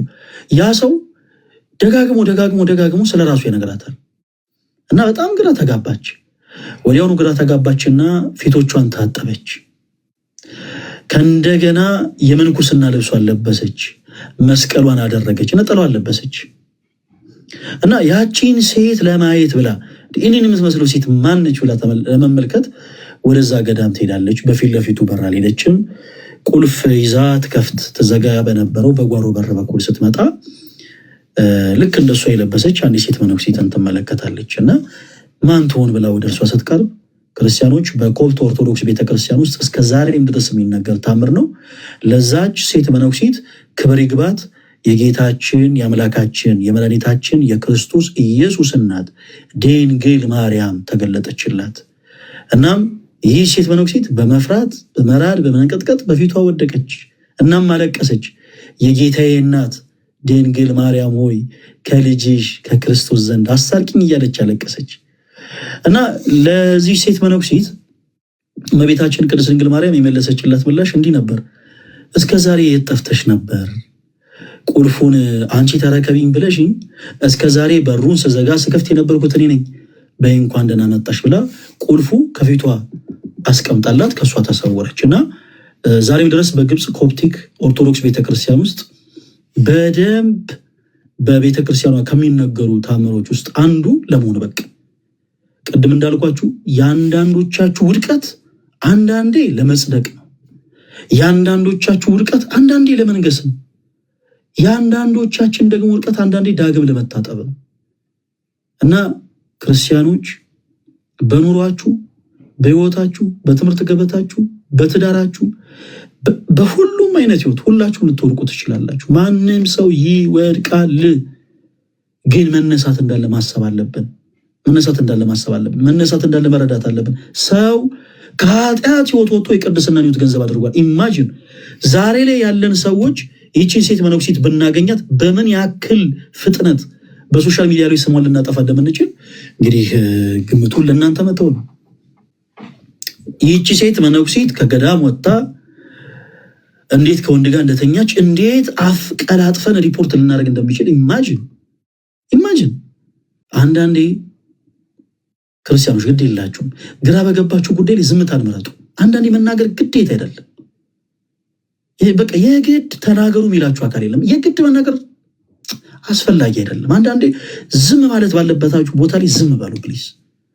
ይቺ ሴት መነኩሲት የኮፕቲክ ኦርቶዶክስ ቤተክርስቲያን አማኝ የሆነችውን ይቺ ሴት መነኩሲት የኢትዮጵያ ኦርቶዶክስ ተዋሕዶ ቤተክርስቲያን አማኝ ሆና ቢሆን ኖሮ ጌታ ኢየሱስ እና ደግሞ ከአንድ ተራ ሾፌር ጋር ወታ የሆነ ቦታ ላይ ሄዳ አመንዝራ ዘሙታ ወድቃ በቃ ፀጉሮቿ ተንጨፋረው ሜካፕ ምናምን ጀምራ ቢሆን ስንቶቻችን አረ በጌታ አረ ገምቱ ራሳችሁ ፕሊዝ።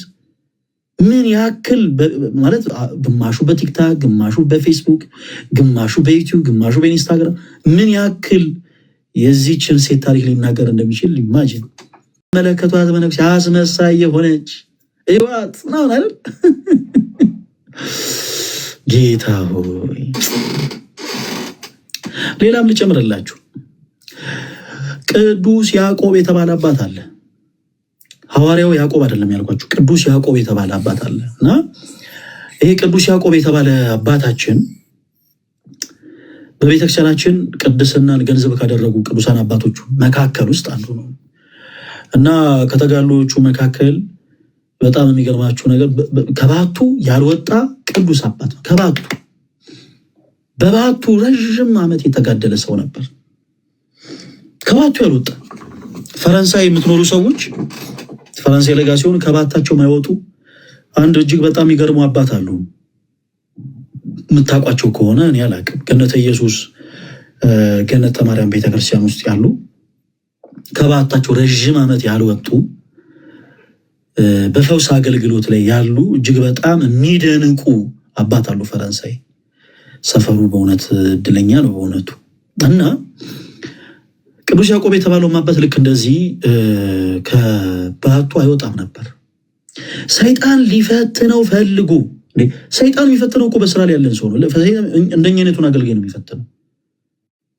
እንደኛ አይነት አገልጋይ ነው። አንዳንድ ጊዜ ምዕመናን የሆንን ሰዎች ፈተና እናንተ ጋር ብቻ ያለ ነው ይመስላችሁ። አትሳሳቱ። ፈተና 10 እጥፍ እናንተ ከምትፈተኑት 10 እጥፍ በላይ አገልጋይ የሆነ ሰው ይፈተናል። ዘማሪ የሆነ ሰው፣ ሰባኪ የሆነ ሰው፣ ካህን የሆነ ሰው፣ መነኩሴ የሆነ ሰው፣ ጳጳስ የሆነ ሰው ይፈተናል። ይሄ ቅዱስ ያዕቆብ የተባለ ሰው ሰይጣን ሊፈትነው ፈልጎ ከባቱ ስለማይወጣ ሊያገኘው ስላልቻለ በአንዲት ሴት ላይ አድሮ ይመጣል። ሴት ትሞታለች እና እናትና አባቷ ቅዱስ ያዕቆብ አንተ ቅዱስ አባት ነህና እባክህ ጸሎት አድርገህ ከሞት አስነሳልን ይሉታል። እና ቅዱስ ያዕቆብ ጸሎት አድርጎ እነዛ ሰዎች እንደተማጸኑት በእግዚአብሔር ኃይል ከሞት እንድትነሳ ያደርጋታል። ምክንያቱም የጻድቅ ሰው ጸሎት ምንን ታደርጋለችና? ኃይልን ታደርጋለችና። እና ሰይጣን በእነሱ ላይ አድሮ ይቺ ሴት ሞታ ነበር ከሞት እንድትነሳ ያደረጋት አንተ ስለሆንክ እባክህ አንተን ታገልግል ውሰዳት አሉት። በከንቱ ውዳሴ ፈተኑት። በከንቱ ውዳሴ እና አይሆንም ብሎ ደጋግሞ ይመልስላቸዋል። እነዛ ሰዎች ግን በፍጹም እሺ ሊሉት አልቻሉም። በፍጹም ይህ ሴት ልጃችን ሞታ ነበር፣ ስለዚህ ከሞት እንድትነሳ አድርጋታል፣ አንተው በዓቱ ውስጥ ገብተህ ታገልግል ብለው ይማጸኑታል። ከብዙ ክርክር በኋላ ቅዱስ ያዕቆብ እሺ ይላል። በዓቱ ትገባለች። ሰይጣን በእሷ ላይ አድሮ ይፈተነው ጀመር። ልክ ሰይጣን በእባብ ላይ አድሮ በገነት ያሉትን አዳምና ሔዋንን እንደፈተነ ሁሉ በዚህችም ሴት ላይ አድሮ ቅዱስ ያዕቆብ እንዲፈተን ያደርጋል። ቅዱስ ያዕቆብ ጸሎት አድርጎ በተጋድሎ ይኖር የነበረው ሰው ከጸሎቱ በኋላ የእችን ሴት ትክ ብሎ መመልከት ይጀምራል። ከዛ በስጋ ፍትወት ከእርሷ ጋር ይወድቃል። በስጋ ፍትወት ከወደቀ በኋላ ደግሞ ተናግራብኝ ደግሞ በኋላ ሰው ደግሞ እንደው ይሄ አመንዛሪ እንዳይለኝ ብሎ ደግሞ ከእንደገና የእርሷም ነፍስ እንዲጠፋ ያደርጋል፣ ይገላታል። እያለ ኃጢአትን በትንሹ ጀምሮ ልክ እንደ እሳት ነውና ኃጢአት ተቀጣጥሎ ከቅድስናው ምንም ይሄ ቅዱስ በተጋድሎ ይኖር የነበረ ጸባጋንንትን ይቋቋም የነበረው ቅዱስ ያዕቆብ ከተጋድሎ ወጣ።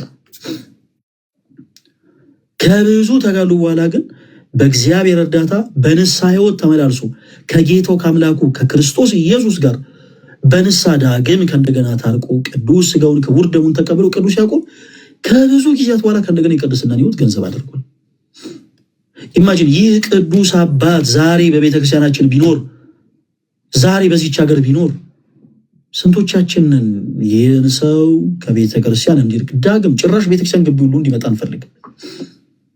ቤተ ክርስቲያን ቅጥር ግቢ ውስጥ እንዲመጣ ሁሉ እንፈልግ። አንዳንድ ጊዜ አንዳንድ ሰዎች ይሄ ጤናማ አስተሳሰብ አይደለም። በነገራችን ላይ የሆነ ሰው መጥቶ ወደ ቤተ ክርስቲያን ተመልክተውት ያንን ሰው ከቤተ ክርስቲያን ማባረርን እንደ ጀብዱ አድርጎ የሚናገሩ ሰዎች አሉ። ክርስቲያኖች እንኳን ቤተ ክርስቲያን ውስጥ መግባት ይቅርና ያ ሰው ተኝቶ ከእንቅልፉ ነቅቶ እንዲነሳ ያደረገው እግዚአብሔር ነው። ለምን? ያ ሰው በንስሐ ሕይወት ተመላልሶ ክርስቶስ ወደ እርሱ ዳግም እንዲቀርብ ይፈልጋልና። ለአንዳች ምክንያት ቤተ ክርስቲያን መጥቶ በቤተ ክርስቲያን ውስጥ ያለውን ቃል እንዲሰማ ይፈልጋል እግዚአብሔር።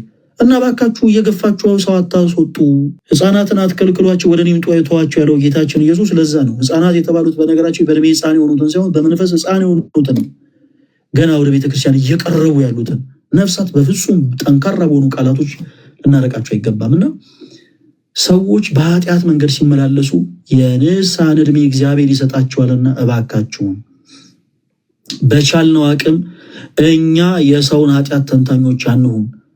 የሁላችንም ዓላማ ቅድም ምንድነው ብያቸዋለሁ፣ ኖረን ተስፋ የምናደርጋት መንግስተ ሰማያትን ምን ማለት መውረስ። ስለዚህ ለራሳችን በመጀመሪያ እንዳን ለራሳችን መልካምነት እንሯሯጥ። እንደ ቃየል አይነት ልብ ይዛችሁ መዝሙር እየዘመርን እግዚአብሔር እናመሰግናለን የምትሉ ሰዎች አትድከሙ። ምን አደከመ? ቀየምን ብዙ መጮህ ነው። በቃ ጉሮሮ አይሰንጠቅ።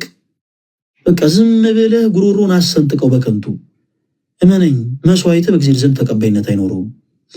ከኔ በላይ ሰባኪ የለም የምትል በልብ የቃየል ልብ የያዝክስ ግለሰብ ካለም እንዲህ አይነቱ አገልግሎትን እግዚአብሔር በፍጹም አይቀበለውም። አገልግሎት በዜሮ ነው የሚባዘው። ካህንም ሆነን መነኩሴም ሆነን ፍቅር ከሌለን ከንቱ ነን። እመኑ። ፍቅር ከሌለን ምንድነው? ከንቱ ነን። ቅዱስ ጳውሎስ የመላእክትን ቋንቋስ እንኳን ባውቅ፣ ድዊ ብፈውስ፣ እውር ባበራ፣ ጎባጣ ባቀና፣ ሽባን ብተረትር፣ ይሄን ሁሉ እንኳን ባደርግ ፍቅር ከሌለኝ ግን ምንድነኝ አለ? ከንቱ ነኝ። ምንም ነገር ልታደርጉ ትችላላችሁ ለቤተክርስቲያናችሁ፣ ምንም ነገር። እኔ ለቤተ ክርስቲያኔ ሞቻለሁ፣ ታስሬያለሁ፣ እኔ ለቤተ ክርስቲያኔ መስዋዕትነት ከፊት ብራዘር፣ ምንም ልታደርግ ትችላለህ። ለወንድሞች ግን ፍቅር ከሌለ ጳውሎስ እንዳለው ከንቱ ነህ። እህቴ ምንም ለቤተ ክርስቲያን ዋጋ ልትከፍይ ትችላለሽ።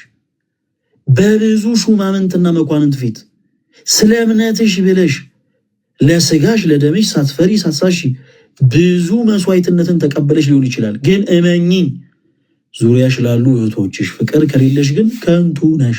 አለቀ። በገንዘቦቻችሁ ቤተክርስቲያን ልታሰሩ ትችላላችሁ። ትልልቅ ካቴድራል ልታስገነቡ ትችላላችሁ።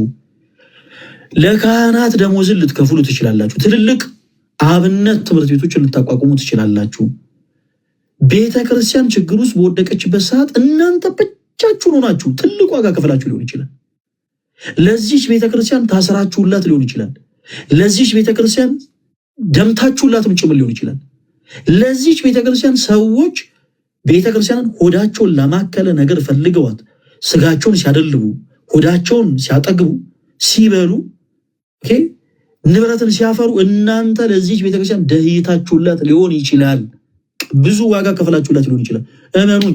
በኃጢአት ወርቆ ያለው ወንድማችሁን ግን በፍቅር ካባ አቅርባችሁ እማትመክሩ ሰዎች ከሆናችሁ በልባችሁ ጥላቻ ካለባችሁ ከንቱ ናችሁ። አለቀ።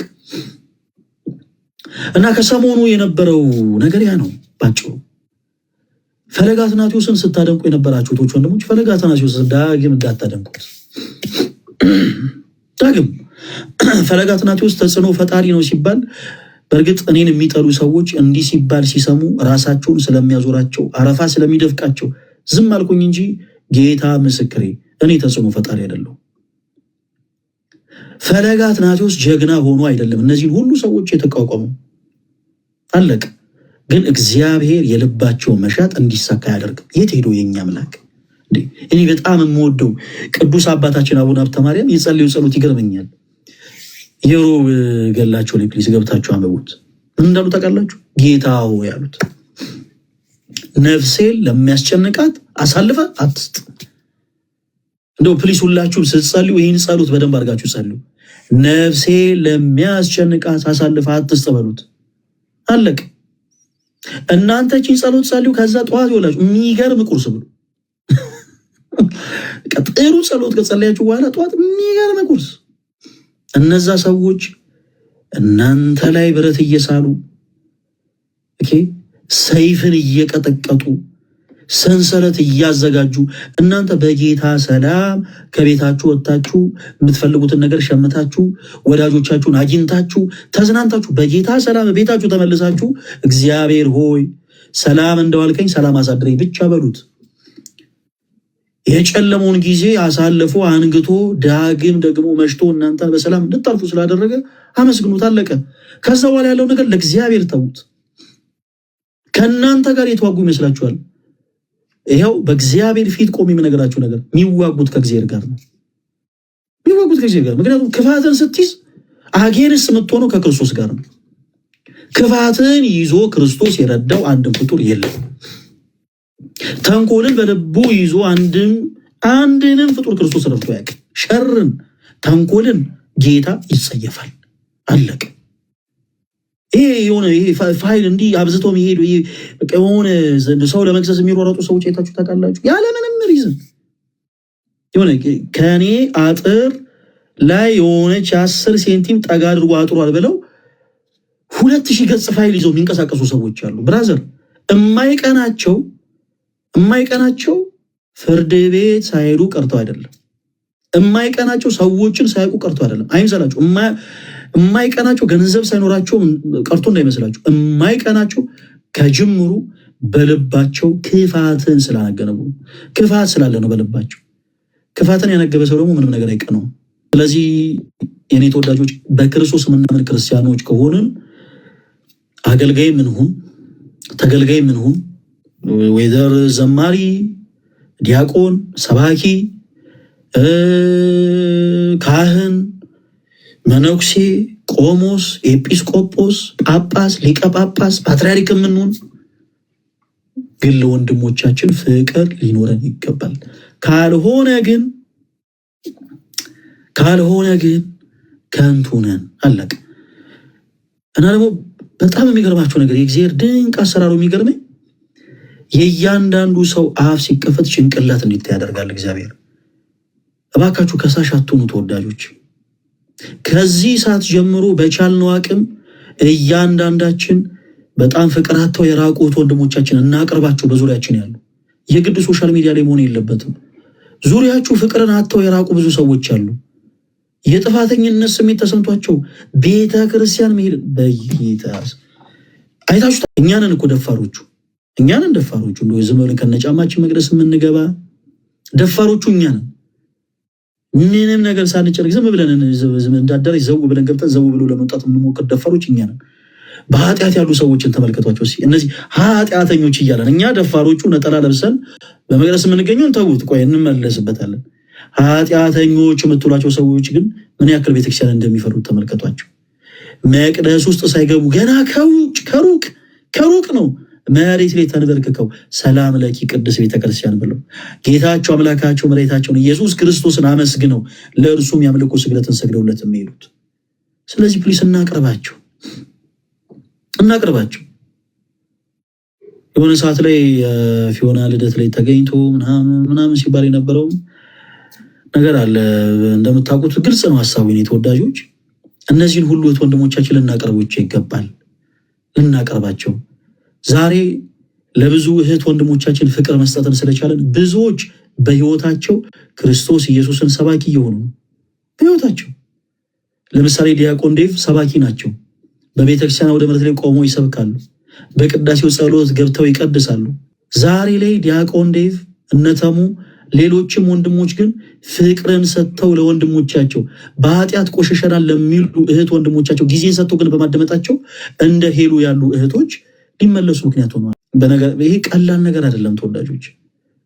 ለምሳሌ ሄሉ ተወዳጅ አንድ ቪዲዮ ብትሰራ የመዝሙር አንድ ቪዲዮ ብትሰራ ቀላል ነገር አድርጋችሁ አይደል የምትመለከቱት? አይምሰላችሁ። ይሄ ቀላል የሚባል ነገር አይደለም። የእሷን እኮ የጥፋት መንገድ ሲከተሉ የነበሩ በጣም ብዙ ነፍሳቶች አሉ። እኛ ማናቃቸው በየቤቱ እኛ ማናቀ እሷ ማታቃቸው በቃ ልክ ሪል ራሷን እንደውም መሆን የሚፈልጉ የእሷ መንገድ ሲከተሉ የነበሩ በጣም ብዙ ሰዎች ይኖራሉ። ድንገት ግን ክርስቶስ ሁሉ ነገሯን ቀይሮ ልቧን ነክቶ ኃጢአተኛ የሆነችው እህታችን በደለኛ የተባለችው እህታችን ሰው ሁሉ ድንጋይ አንስቶ ሊወረውርባት ሲል ክርስቶስ ፍቅርን ሰጥቶ ወደ እርሷ አቅርቦ ልቧን በነካው ቅጽበት እህታችን ነጠላ ለብሳ ቪዲዮ ስትሰራ እግዚአብሔርን ስታመሰግን ብዙዎች በሷ ሕይወት ይማራሉ። ይሄ ቀላል ነገር አይደለም።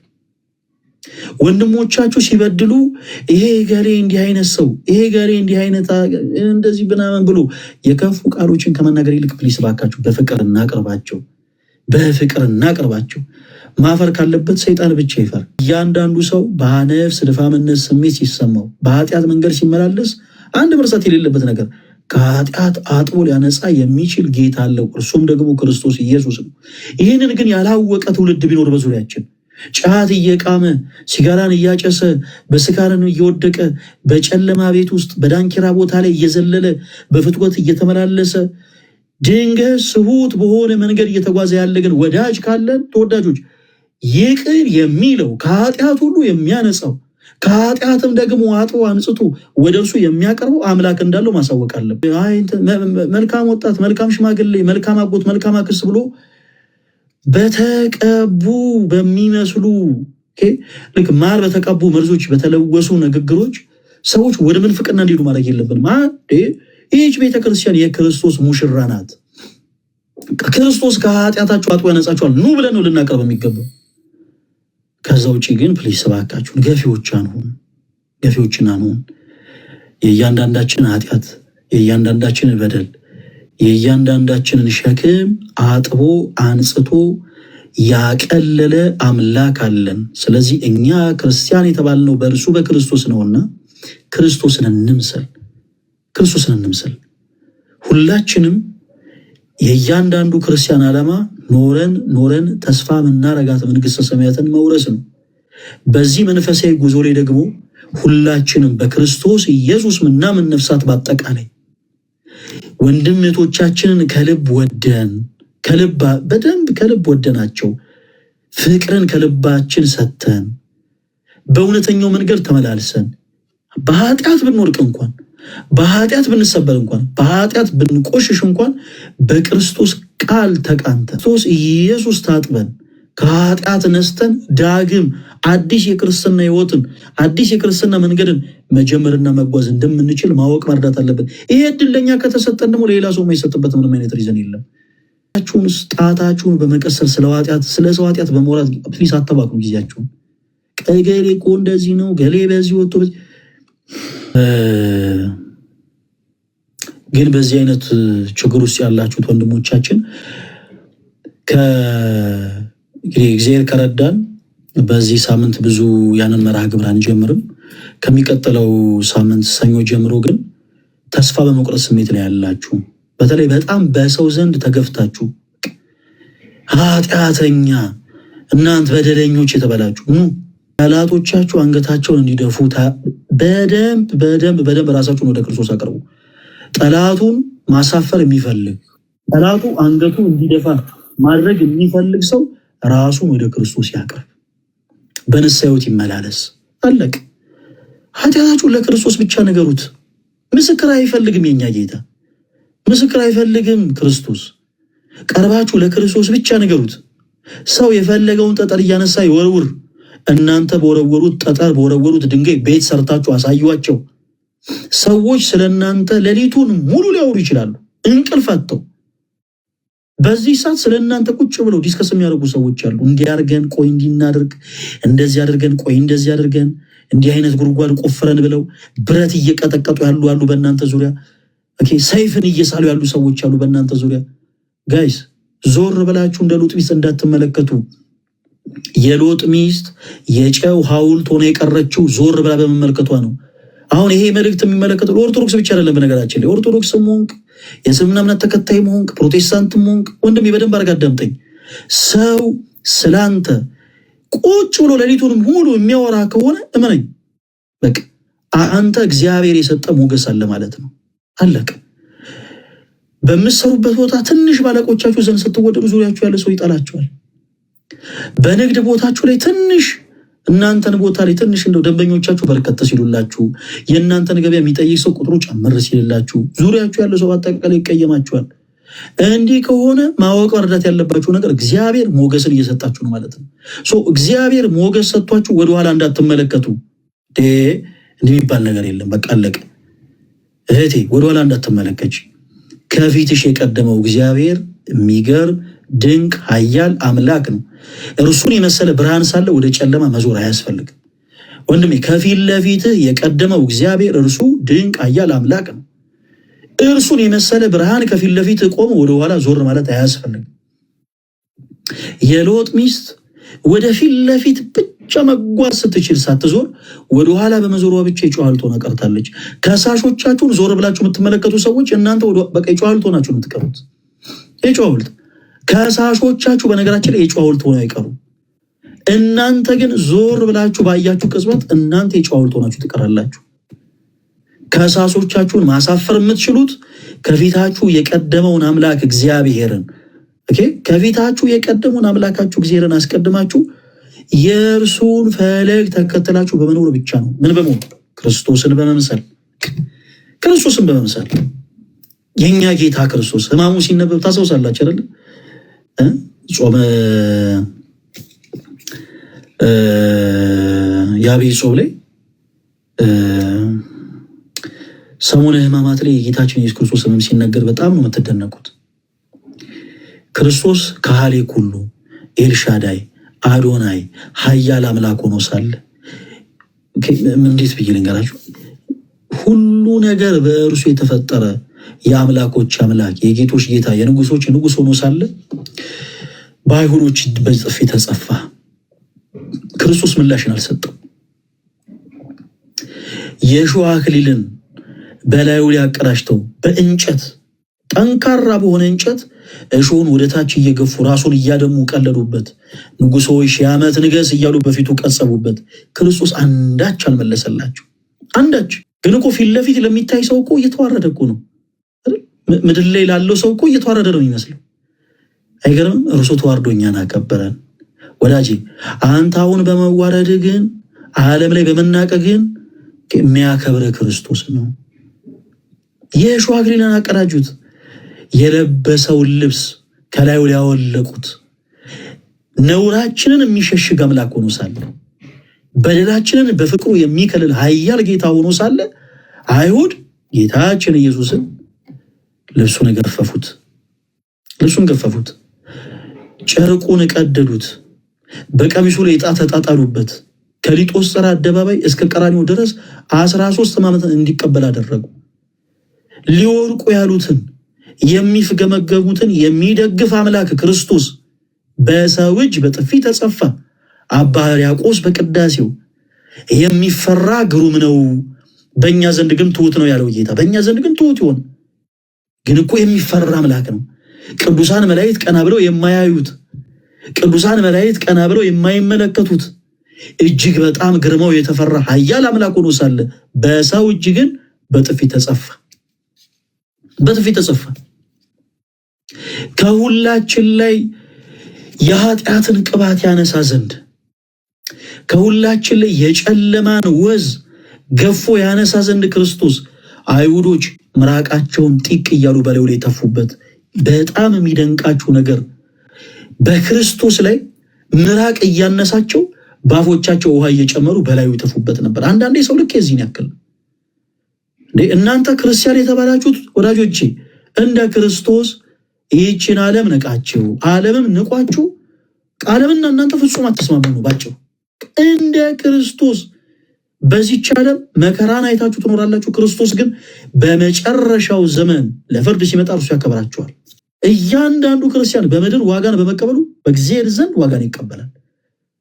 ምድራዊ ዋጋ ምን አይነት ዋጋ ነው? በምድር የምትቀበሉት ዋጋ መሰደብ ሊሆን ይችላል፣ ስለ ስሙ መዘለፍ፣ በነገሥታት ፊት ፍርድ ሊሆን ይችላል፣ ስጋችሁ ሊቆረስ ይችላል፣ ደማችሁ ሊፈስ ይችላል፣ ስለ ቤተክርስቲያናችሁ አጥንታችሁ ሊከሰከስ ይችላል። ክርስቶስ ግን ደማችሁን ደመ ሰማዕታት አድርጎ ይቀበለዋል። ዋጋ መስጠት ይችልበታል። የኛ ጌታ ክርስቶስ የኃጢአትን ቅባት ከኛ ያረቀው ዘንድ አይሁዶች ምራቃቸውን ሲተፉበት፣ አይሁዶች ምራቃቸው ይበዛላቸው ዘንድ በአፎቻቸው ውሃን እየጨመሩ በክርስቶስ ገጽ ላይ ተፉበት። በጣም የሚገርመውን ነገር ልንገራችሁ። ተጸይፎ እንኳን ዞር አላለም ፊቱን። እኛውን እንደው ሰው ድንገት ምራቁን እንኳን ጢቅ ቢል እንኳን መሬት ላይ እንኳን ለሚተፋው ፊታችን እናዞራለን ተጸይፈን። ክርስቶስ የነሱን ምራቅ ተጸይፎ ፊቱን ስንኳ አላዞረም። ዝም ምን ያለው ንጉሶ ሺህ ዓመት ንገስ እያሉ ቀለዱበት። በመስቀል ተሰቅሎ እጆቹ ተቸንክረው ተወጥረው ስጋው ተቆርሶ ደሙ ፈሶ በጅራፍ ተገርፎ የኛ ጌታ መድህን ዓለም ክርስቶስ ሊቀ ካህናችን ዘላለማዊው አስታራቂያችን በመስቀል ላይ ተሰቅሎ ይህን ያክል ሕማም ሲቀበል አንዳች ቃልን አልመለሰላቸው። ቀለዱበት። ግን እነሱ ንጉሱ ሺህ ዓመት ንገስ። የክርስቲያን ፈተናው ልክ እንደዚህ ነው። እስከ መስቀል ነው። አለቀ። እስከ መጨረሻው ድረስ ትፈተናላችሁ። አገልጋይ ነው ወዳጅ። እስከ መጨረሻው ድረስ ስለምትፈተን አንተም ወጥረህ ግንኙነትን ከእግዚአብሔር ጋር ማጠንከር። እህቴ ዘማሪ ከሆንሽ እስከ መጨረሻው ስለምትፈተኝ ከክርስቶስ ጋር ያለሽን ቀረቤታ ማጠንከር፣ በንስሐው መመላለስ፣ ራስን ለካህን ማሳየት፣ ክርስቶስን ገንዘብ ማድረግ። አለቀ። የክርስቲያን ፈተናው እስኪ ነው እስከ መስቀል። ምዕመናን የሆነን እኛ እንፈተናለን እስኪ ድረስ እስከ መስቀል ድረስ ክርስቶስ እስከ ቀራንዮ ድረስ ማመን ተቀበለ። ንጉሱ የሺህ ዓመት ንግስ እያሉ ቀለዱበት። ንግስናውን ሊያሳያቸው የሚችል ጌታ ነው። በነገራችን ላይ ክርስቶስ ንግስናው እርሲ አንተ እውነት የእግዚአብሔር ልጅ ከሆንክ ከመስቀል ላይ ውረድና አይተን እንመንብህ እያሉ ቀለዱበት፣ ተሳለቁበት።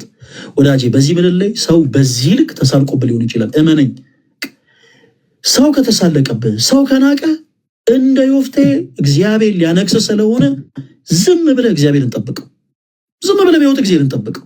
ሰው በኃጢአትህ ከኮነነ፣ ሰው በኃጢአትህ ከዘለፈ፣ ሰው በኃጢአትህ ከቀለደብህ፣ በቀድሞ ማንነትህ ከተቸ፣ እንደነ ማርያም ዘናይን፣ እንደነ ግብፅት ማርያም፣ እንደነ ዮስኪን 12 ዓመት ደም ሲፈሳት እንደነበረችው ሴት ክርስቶስ ታሪክን ሊቀይረው ነውና ዝም ብለህ እግዚአብሔርን ጠብቀው በሕይወት። አለቀ። ዝም ብለህ እግዚአብሔርን ጠብቀው። ክርስቶስ አንዳች መልስ አልመለሰላቸውም። ለዛም ነው ቅዱስ ዮሐንስ ክርስቶስን በግ እያለ የጠራው። እኛ ኢትዮጵያውያን እጅግ በጣም እንደው ከአንበሳ ጋር ያለን ቀረቤታ እንደው ለየት ስለሚል ሀገራችንን ስንገልጻት አንበሳ እያለን እንገልጻለን። እንደው ባንዲራችን ላይ ሁሉ አልፎ አልፎ አንበሳም ተደርጎ ያውቃል። ካልጠፋ ነገር ዮሐንስ እንደው ክርስቶስን ለምን በግ አለው ብዬ ጠይቅ ነበረ። እውነትም ለካ ክርስቶስ በግ ነው። ቀንድ ሳለው ማይዋጋ፣ ጥፍር ሳለው ማይቧጨር፣ ድምፅ ሳለው የማይጮህ፣ በሸላቾቹ ፊት በአራጆቹ ፊት ዝም የሚል የዋህ በግ ነው ክርስቶስ። እውነት ነው፣ በግ ነው። እያንዳንዱም ክርስቲያን እንደ ክርስቶስ በግ ሊሆን ይገባል። በግ ወዳጄ፣ ጠላቶችህን በአንዲት ቃል ተነስተ ዘመኖችን በአጠቃላይ ሰብስበ ድባቅ አፈር ከብደም ያብለተል ተጠፋት ሊሆን ይችላል። ጉልበትህ ብዙዎችን የሚያስፈራ ሊሆን ይችላል።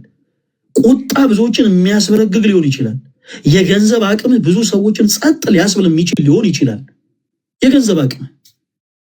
ነገር ግን እመኑ፣ ገንዘብም እያላችሁ ጉልበቱም እያላችሁ አቅሙም እያላችሁ ጸጥ በሉ። ሰው ሲዘልፋችሁ እግዚአብሔር አንዳች በረከትን በእናንተ ሕይወት ሊያመጣ ስለሆነ ጸጥ ብላችሁ ጠብቁ። ጸጥ ብላችሁ ጸጥ የማለትን ጥቅም እያንዳንዱ ክርስቲያን ከክርስቶስ ኢየሱስ ሊማር ይገባል። የእምነታችን ጀማሪና ፈጻሚ ከሆነው ከክርስቶስ ሰው ይሄ ሊማር ይገባል። ዝም በሉ። እናንተ በእናንተ ሕይወት ላይ ጠጠር እየወረወሩ ድንጋይን እያነሱ ሰይፍን እየሳሉ ሰንሰለትን እያዘጋጁ ሕይወታችሁን ምስቅልቅሉን ሊያወጡ ለሚፈልጉ ሰዎች በአጠቃላይ አንዳች የክፋት መልስ እንዳሰጡ ኢቭን አውቃችሁ እንኳን ለእናንተ መውደቅን እያሰቡ እንደሆነ አውቃችሁ ተረድታችሁ እንኳን ስለ እውነት ነው የምላችሁ ጥርጣሬን፣ ጥላቻን እግዚአብሔር አምላክ ከልባችሁ እንዲያርቅ አድርጋችሁ እነዛን ሰዎች ፍጹም ፍቅር ስጧቸው። ፍጹም ፍቅር። አለቀ። ፍጹም ፍቅር ስጧቸው። ክፉ በክፉ አይመለስምና እና ክርስቲያኖች እንደ እግዚአብሔር መልካም ፈቃድ በጣም በጣም በጣም ከዚህም የበለጠ እንድንሰራ ነው ምክንያት የሆነን። እግዚአብሔር ይመስገን። አንዳንዴ በአገልግሎታችሁ ሰይጣን ካልፈተናችሁ ሰይጣን ንቋችኋል ማለት ነው ብላ ቤተክርስቲያናችን ታሰብረናለች። እውነት ነው። አገልግሎታችን በሰይጣን ተፈትኗል። የምንሰራው አገልግሎት የብዙ ሰዎችን ነፍስ እያዳነ ስለሆነ አሁንም ሰፊ ጊዜ ሰጥተን በሱስ ውስጥ ያላችሁት ወንድሞቻችን ማንም ሰው በቃ ከዚህ በኋላ እኔ እንዴት ለቤተክርስቲያን እገባለሁ፣ ማንም ሰው እኔን እንደው ወደ ቤተክርስቲያን እንድቀርብ አያረገኝም ብላችሁ የምታስቡት ወንድሞች ኑ ወደ ቤተክርስቲያን። መልእክት አስቀምጡልኝ በውስጥ የእያንዳንዶቻችሁ መልእክትን ያነበዋለሁ። ስጋችሁን በመሸጥ ላይ ያላችሁ እህቶች ፕሊስ እባካችሁ ኑ ቀረብ በሉ ወደ ቤተክርስቲያናችሁ። እንዴ መርሳት እኮ የለብንም። መቼም ያገባ ሰው ከእናት ከአባቱ ቤት አድጎ ያገባ ሰው የትም ቆይቱ ብዙ ጊዜን አሳልፉ ስራውንም ሰርቶ ሊሆን ይችላል። ከብዙ ጊዜ በኋላ የሆነች ነገር ይዞ እናት አባቱን ለመጠየቅ ወደ ቤት እንደሚመለስ ሁሉ በተመሳሳይ በኃጢአት፣ በበደል፣ በሱስ፣ በዝሙት፣ በነውር፣ በብዙ ነገር ከቤተ ክርስቲያን ርቀን የወጣን ሰዎች ከኃጢአት ጋር ተቆራኝተን ከኃጢአት ጋር ተጋብተን ከኃጢአት ጋር ትዳር መስርተን ከእናታችን ቤተክርስቲያን ከአባታችን ከክርስቶስ ርቀን ያለን ሰዎች እንቅረብ እባካችሁ። በቃ እንቅረብ። ራሳችንን እንያዝና በንስሐ ልብ በጸጸት ወደ ክርስቶስ እንቅረብ። ቤተክርስቲያን እናታችን ናት። ከአብራ ከመንፈስ ቅዱስ በ40 በ80 ቀን ጸንሳ ወልዳናለች። እናት ልጆቿ አባታቸው እንዲመስሉላት እንደምትፈልግ ሁሉ ቅድስት ቤተክርስቲያናችን እናታችን አባታችን ክርስቶስን እንድንመስልላት ትፈልጋለች። ስለዚህ ተወዳጆች ኑ ቀረብ በሉ ወደ ቤተክርስቲያን። የእያንዳንዳችሁን ድምጾች መስማት እንፈልጋለን። ተከፍታችሁ አዝናችሁ ሰዎች ንቀዋችሁ አቃሏችሁ በማንኛውም ህይወት ላይ ሊሆን ይችላል ሳትፈልጉ ግን የኃጢአት ልምድን ገንዘብ ያደረጋችሁ ሰዎች እመኑ፣ ከኃጢአታችሁ አጥቦ ሊያነጻችሁ የሚችለው ክርስቶስ ኢየሱስ ብቻ ነው። አንዳንዴ ይችን ብቻ ብዬ ላብቃ። እንዲህ አይነት ሀሳብን ስታስቡ፣ ከኃጢአታችሁ መራቅን ስታስቡ፣ ከኃጢአታችሁ መሸሸን ስታስቡ ያቺን ተርኒንግ ፖይንት የማይፈልጉ ሰዎች አሉ። የማይፈልጉ ወደ ቀድሞ ማንነታችሁ ሊስቧችሁ ይፈልጋሉ። ስለ ማርያም ዘኔን በጣም በተደጋጋሚ ብዙ ጊዜ ተናገር ያሉ ተወዳጆች፣ ማርያም ዘኔን በንስሐ ህይወት ልትመለስ ስትል ወደ ክርስቶስ ልትቀርብ ስትል፣ በነገራችን ላይ ዙሪያ ያሉ ሰዎች ናቸው እንዳትቀርብ ሊከለክሏት የነበሩት። ማርያም ዘናይን ለንስሐ እንዴት ተነሳሳች ስንል ክርስቶስ በስምዖን ቤት ስለገባ ይዚ ክርስቶስ በስምዖን ቤት መግባቱ ማርያም ዘናይንም ለንስሐ እንድትነሳሳ አደረጋት። በኃጢአተኛ ጣሪያ ስር የገባውን ጌታ ተመለከተችው። ማርያም ዘናይን ራሷ ተነሳሳች፣ ሁለንተኗን ወቀሰች። እስከዛሬ በኃጢአት ያሳለፈችውን ጊዜ በአጠቃላይ ረገመች፣ አዘነች፣ አለቀሰች፣ አነባች። እዛዝ ወደ ሽቶ ነጋዴ ዘንድ ቀረበች። ሽቶን ገዝታ ወደ ጌታዋ ወደ ክርስቶስ ዘንድ ለመቅረብ እና ሽቶ ለመግዛት ስትቀርብ አይኖቿ ጠቅሮ ነበረ። ስትጸጸቱ ጸጸታችሁ ላይ ራሱ የሚቀልዱ ሰዎች አሉ። በነገራችን ላይ የእናንተ ጸጸት ላይ የሚያለቅጡ ሰዎች አሉ። እናንተ ከልባችሁ አዝናችሁ እኮ ልባችሁ ተሰብሮ ከልባችሁ አዝናችሁ በእናንተ ጸጸት፣ በእናንተ ሐዘን፣ በእናንተ ንባ የሚያለቅጡ ሰዎች አሉ እና በፍጹም በዚህ ነገር እንዳትሸበሩ ክርስቲያኖች። አይኖቿ ቀልተው ሽፋሽፍቶቿ ጠቅረው ወደዛ ሰው ስትቀርብ እንዲህ ብሎ ቀለደባት። ማርያም ከምትወጃቸው ወንዶች መካከል አንዱ ሞተ እንዴ ብሎ ጠየቃት። የዚህን ጊዜ ማርያም ዘናይ አዎ ከምወዳቸው መካከል አብዝቼም ትልቅ ቦታ ከምሰጣቸው መካከል ዛሬ አንዱ ሞቷል፣ እርሱ ኃጢአቴ ነው፣ አሁን ልቀብረው እየሄድኩ ነው አለችው። ታለቅ ኃጢአታችሁን አምናችሁ በደላችሁን አምናችሁ ራሳችሁን ወደ ክርስቶስ ልታቀርቡ ስትመጡ ተከታትሎ ይመጣልሃል። አባቴ ተከታትሎ ይመጣል። እሱም ብሎ ነጠላ ለባሽ ይልሃል። እንዳሰማ ብራዘር እንዳሰማ እንደ ሎጥ ሚስት ወደኋላ እንዳትመለከት።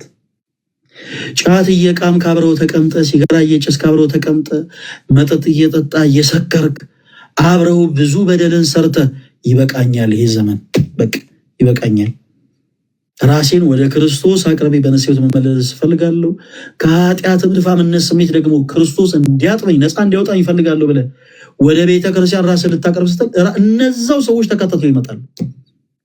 እሱ ብሎ ለጠላ እናውቀዋለን እኮ እናውቀዋለን። ልክ ማቴዎስ 13:54 ላይ ጌታችን ኢየሱስ ክርስቶስን አይሁዶች ምን እናውቀው የለን ምን አባቱ እኮ ዮሴፍ ነው ምናምን እያሉ ክርስቶስን በንቀት ቃል እንደተናገሩት ይመጣሉ ተከታትለው። ምንና ከኛ ጋር ድንጋይ ምን እያሞቀ ጫት ይቅም የነበረ ሰው አይደል እንዲላል። መመለስን ስታስብ እንዲህ አይነት ፈተና እንዳለ ማወቅ አለብን። እህቴ ስጋሽን እየሸጥን ኖረሽ በጣም ብዙ በደልን ሰርተሽ ብዙ ኃጢአትን ሰርተሽ ወደ ክርስቶስ ኢየሱስ በቃ እኔም የነገሌን የገሊትን ፈለግ ተከትዬ እኔም ራሴን ወደ ክርስቶስ ማቅረብ አለብኝ፣ በነፍሴ መመላለስ አለብኝ ስትይ የራስሽ ወላጅሽ ትመጣለች። አቃት የለ እንዴ? አቃት አለው እኮ ነጠላ ለብሰሽ ልብሽ ተሰብሮ አንቺ እግዚአብሔርን እያመሰግንሽ ባለበት ቅጽበት ትመጣለች። ያ ዊዛውት ኤኒ ሪዝን ይኸው ፎቶ አድሮ ይኸውላችሁ፣ ይኸው ከዚህ በፊት ይኸው ስጋዋን እየሸጠች ነበር የምትኖረው፣ ይኸውላችሁ፣ ይኸው እሷ እኮ እንደዚህ ነች። ፎር ኖ ሪዝን። ይህን ማወቅ አለባችሁ። እግዚአብሔር የሆኑ ሰዎችን አንደበት አድርጎ ተጠቅሞ እናንተን በንስሐ ሕይወት እንድትመለሱ እንደሚያደርጉሉ የሆኑ ሰዎችን ደግሞ አንደበት ተጠቅሞ በነገራችን ላይ ልባችሁን ሰብሮ ከቤተክርስቲያን እንድትርቁ ይፈልጋል። ማን? ሰይጣን። የሆኑ ሰዎችን አንደበት አድርጎ ይጠቀማል። ስለዚህ ጥንቃቄ ያስፈልጋል እና ክርስቲያኖቶች፣ ወንድሞች ከቀጣይ ሳምንት ጀምሮ ከዛሬ ጀምሮ እስከ እሁድ ድረስ በውስጥ መስመር መልእክት የምታስቀምጡልኝ እህት ወንድሞች በአጠቃላይ እመለከታለሁ። ታዲያ ባካችሁን አንዳንዶቻችን የሌሎችን እድል አንዝጋ። በውስጥ መስመር ቢቻል ራሳችሁን በማጥፋት ስሜት ላይ ያላችሁ፣ ተስፋ በመቁረጥ ስሜት ላይ ያላችሁ፣ በማዘን ላይ ያላችሁ፣ በጣም ከባድ በሚባሉ ሱሶች ውስጥ በጣም ከባድ በሚባሉ ልምምዶች ውስጥ ያላችሁ እህት ወንድሞቻችን ፈለገ አትናቴዎስ የመልካም ወጣት ምዝገባውን ጀምሯል። ይሰማል? እዚህ ጋር ሁላችሁ እየሰማችሁ ፈለገ አትናቴዎስ በመልካም ወጣት ምዝገባውን ጀምሯል እና ሁላችሁም ኦርቶዶክስ የሆናችሁ የእስልምና እምነት ተከታይ የሆናችሁ ፕሮቴስታንት የሆናችሁ እህት ወንድሞች በአጠቃላይ በውስጥ መስመር መታችሁ መልእክታችሁን አስቀምጡልኝ። በውስጥ መስመር ፈለገ አትናቴዎስ በጣም የሚገርሙ ጽድት ያሉ ኳሊቲ የሆኑ ልብሶችን ለብሶ ራሱን ሊሰብካችሁ አይመጣም። ፈለገ አትናቴዎስ የሆኑ ቤተ እምነቶችን እየጠራ እነሱን እያንቋሸሸ እነሱ ጣዖት አምላኪ ነው ሊላችሁ አይመጣም። ፈለገ አትናቴዎስ ከዚህ በኋላ የሚመጣው ወደ እናንተ የከበዳችሁን ሸክም ክርስቶስ ሊያቀልላችሁ እንደሚችል ሊነግራችሁ ብቻ። በነፍስ ድፋምነት ስሜት ተሰምቷችሁ በኃጢአት ቆሽሸናልና እንዴት ብለን ወደ ቤተክርስቲያን እንቀርባለን ለምትሉ ክርስቶስ ከኃጢአታችሁ አጥቦ ሊያነጻችሁ እንደሚችል ብቻ ሊነግራችሁ ይመጣል እና በተለያየ ልምምድ ውስጥ ያላችሁ በደንብ አድርጋችሁ ስሙኝ። በተለያየ ሱስ ውስጥ ያላችሁ፣ ተስፋ በመቁረጥ ስሜት ላይ ያላችሁ፣ በማዘን ላይ ያላችሁ እህት ወንድሞች ሁላችሁም በውስጥ መስመር መልእክት አስቀምጡልኝ። የተመስገንንም አካውንት ተጠቀሙ። በተመስገን አካውንትም በውስጥ መስመር መልእክት አስቀምጡለት። በዚህ አይነት ልምምድ ላይ ያላችሁት ወንድሞች በአጠቃላይ ልክ እነዚህ ገስት ላይ ተገባላችሁ። ገስት ላይ ከገባችሁ በኋላ ተከታታይ የሆኑ ትምህርቶችን በአጠቃላይ እንሰጣችኋለን። ህይወት ላይ የሚያተኩሩ ማለት ነው። በተወሰኑ ቀናቶች ላይ የተወሰኑ ዕለታትን መርጠን ህይወት ላይ ፎከስ የሚያደርጉ ትምህርቶች ላይ እንማማራለን። ዛሬም ድረስ ኃጢአትን በመስራቱ እኔ ዛሬ ኃጢአትን እያለ ከቤቱ ያልወጣ ብዙ ነፍስ አለ። ስጋቸውን እየሸጡ የሚኖሩ እህቶቻችን ዛሬም ድረስ ቅዳሴው ይናፍቃቸዋል፣ ማህሌቱ ይናፍቃቸዋል፣ ነጠላው መልበስ ይናፍቃቸዋል፣ በቤተ መቅደስ ተገኝተው የሰርኩን ጉባኤ መስማት ይናፍቃቸዋል። ግን ዛሬም ድረስ እጆቻቸውን ይዞ ከቤታቸው የሚወጣ ሰውን አጥተዋል። ስለዚህ አለን፣ እኛ ወንድሞቻችሁ አለን፣ ወደኛ ቅረቡ። እኛ የምናመልከው የጌቶች ጌታ የአምላኮች አምላክ የንጉሶች ንጉስ የሆነው ጌታችን መድኃኒታችን ኢየሱስ ክርስቶስ እርሱ ከኃጢአታችሁ ሁሉ አጥቦ ያነጻችኋል። እናም ተወዳጆች የፈለገ አትናቴዎስ ጉባኤ በቅርቡም በዚህ ጉዳይ ላይ ይጀምራል። ሁላችሁም ራሳችሁን አዘጋጁ። በተለይ ወጣት የሆናችሁ ወንድምቶች ራሳችሁን አዘጋጁ። የኔ የህይወት ተመክሮ ሌሎችን ያስተምራል ብላችሁ የምታምኑ ወጣቶች ራሳችሁን አዘጋጁ። በቤተ ክርስቲያን ያሉ መምህራን ባስተማሩኝ ትምህርት የተነሳ የቅዱሳኑም ደግሞ ታሪክ የነ ቅድስት አርሴማ፣ የነ ክርስቶስ ሰምራ፣ የነ አቡነ ተክለ ሃይማኖት፣ የነ አቡነ እስትንፋሰ ክርስቶስ፣ የነ ጳውሎስ፣ የነ ጴጥሮስ፣ የነ ዮሐንስ፣ የነ ማርቆስ፣ የጌታ እናት የክርስቶስ እናት የድንግል ማርያም የነ ማርያም ዘኔን፣ የነ መቅደላዊት ማርያም ታሪክ የነሱ ተጋድሎ የነሱ ትሩፋት ከነበርኩበት የኃጢአት መንገድ ከነበርኩበት የኃጢአት ሰንሰለት እንድወጣ አድርጎኛል የምትሉ እህት ወንድሞች በአጠቃላይ ራሳችሁን አዘጋጁ። የፈለገ አትናቴዎስ መልካም ወጣት ምዝገባ ተጀምሯል። በፈለገ አትናቴዎስ አካውንት በውስጥ መስመር መታችሁ መልእክት አስቀምጡልኝ። ራሳችሁ በማጥፋት ስሜት ላይ ያላችሁ ተስፋ በመቁረጥ ስሜት ላይ ያላችሁ፣ በተለያየ ልምዶች ውስጥ ያላችሁ፣ በሱስ ውስጥ ያላችሁ፣ ስጋችሁ በመሸጥ ላይ እየኖራችሁ ያላችሁ፣ እንዲሁም በቃ እንዲሁ የኃጢአት ስሜት ይሰማኛል የምትሉ በአጠቃላይ ኑ ቅረቡ። እያንዳንዳችሁ በመጣችሁበት ልክ እናወራችኋለን። የእናንተን ህመም አብረን እንታመማለን፣ ድምፃችሁን እንሰማችኋለን። እና መጨረሻ ላይ የምንሰጣችሁ ነገር ግን አስታውሱ፣ የቤተ ክርስቲያናችን ራስ የሆነውን ክርስቶስ ኢየሱስን እና ወንድማችን የተመስገነንም አካውንት እየገባችሁ መልእክት አስቀምጡለት። ምናልባት ኢንኬዝ በውስጥ መስመር መልእክት አስቀምጣችሁልኝ እኔ ባልመልስ ለወንድማችን ተሙ መልእክት አስቀምጡለት። በስፋት ደግሞ ሁላችሁንም እህት ወንድሞች አቅርበው ለማውራት በቻልነው አቅም ወይ ቴሌግራም ቻናል እናዘጋጃለን ወይም ካልሆነ ሌሎች አማራጮችን ተጠቅመን ደግሞ ሞር ቀርባችሁ የቤተክርስቲያንን ትምህርት እንድትማሩ እናደርጋለን። የጌታችን የመድኃኒታችን የኢየሱስ ክርስቶስ ጸጋና ሰላም ከሁላችሁ ጋር ይሁን። ሁላችሁም ኦርቶዶክሳውያን እንዳትቀሩ። ቀጣይ ሳምንት በፈለገ አትናቴዎስ የመልካም ወጣት ስልጠና ይጀምራል ማለት ነው እና ሁላችሁም እንዳትቀሩ። ሁላችሁም፣ ማንም ሰው መቅረት አይችልም። ማንም ሰው እዚህ ቦታ ላይ ስትመጡ የግድ በነገራችን ላይ ኦርቶዶክስ መሆን አይጠበቅባችሁም። ዌዘር የእስልምና እምነት ተከታይ ልትሆኑ ይችላላችሁ፣ የካቶሊክ እምነት ተከታይ ልትሆኑ ይችላላችሁ፣ የፕሮቴስታንት እምነት ተከታይ ልትሆኑ ይችላላችሁ። ሁላችሁም ካላችሁበት የደፋምነት ስሜት መውጣት የምትፈልጉ ከሆነ መቅረብ ትችላላችሁ። እሺ፣ ምንም ነገር እንዳፈሩ። በውስጥ እያወሩን ያሉ በነገራችን ላይ የተወሰኑት ወንድሞች አሉ። በዚህ አጋጣሚ በግብረ ሰዶሜነት ህይወት ውስጥ ያላችሁ፣ ለምሳሌ 2 የፕሮቴስታንት እምነት ተከታይ ሆኑ በግብረ ሰዶሜ ህይወት ውስጥ ያሉ ወንድሞች የሚያወሩን አሉ። በነገራችን ላይ በእነዚህ ልምድ ውስጥ ያሉ መውጣት የሚፈልጉ እና በዚህ አይነት ልምድ ውስጥ ያላችሁ ፕሮቴስታንት የሆናችሁ እህት ወንድሞቻችን ጭምር በክርስቶስ ፍቅር እንወዳችኋለን። ከኛ በላይ ደግሞ በመስቀል ተሰቅሎ ስጋውን የቆረሰላችሁ ደሙን ያፈሰሰላችሁ የጌቶች ጌታ የንጉሶች ንጉስ የአምላኮች አምላክ የሆነው ክርስቶስ ኢየሱስ ይወዳችኋል እና ፕሊዝ ቀርባችሁ ከኛ ጋር ማውራት ትችላላችሁ። በውስጥ መስመር መልእክት አስቀምጡልን። እኔም አየዋለሁ፣ ተሙም አየዋል። መልእክት አስቀምጡ። እሺ ተወዳጆች፣ እወዳችኋለሁ።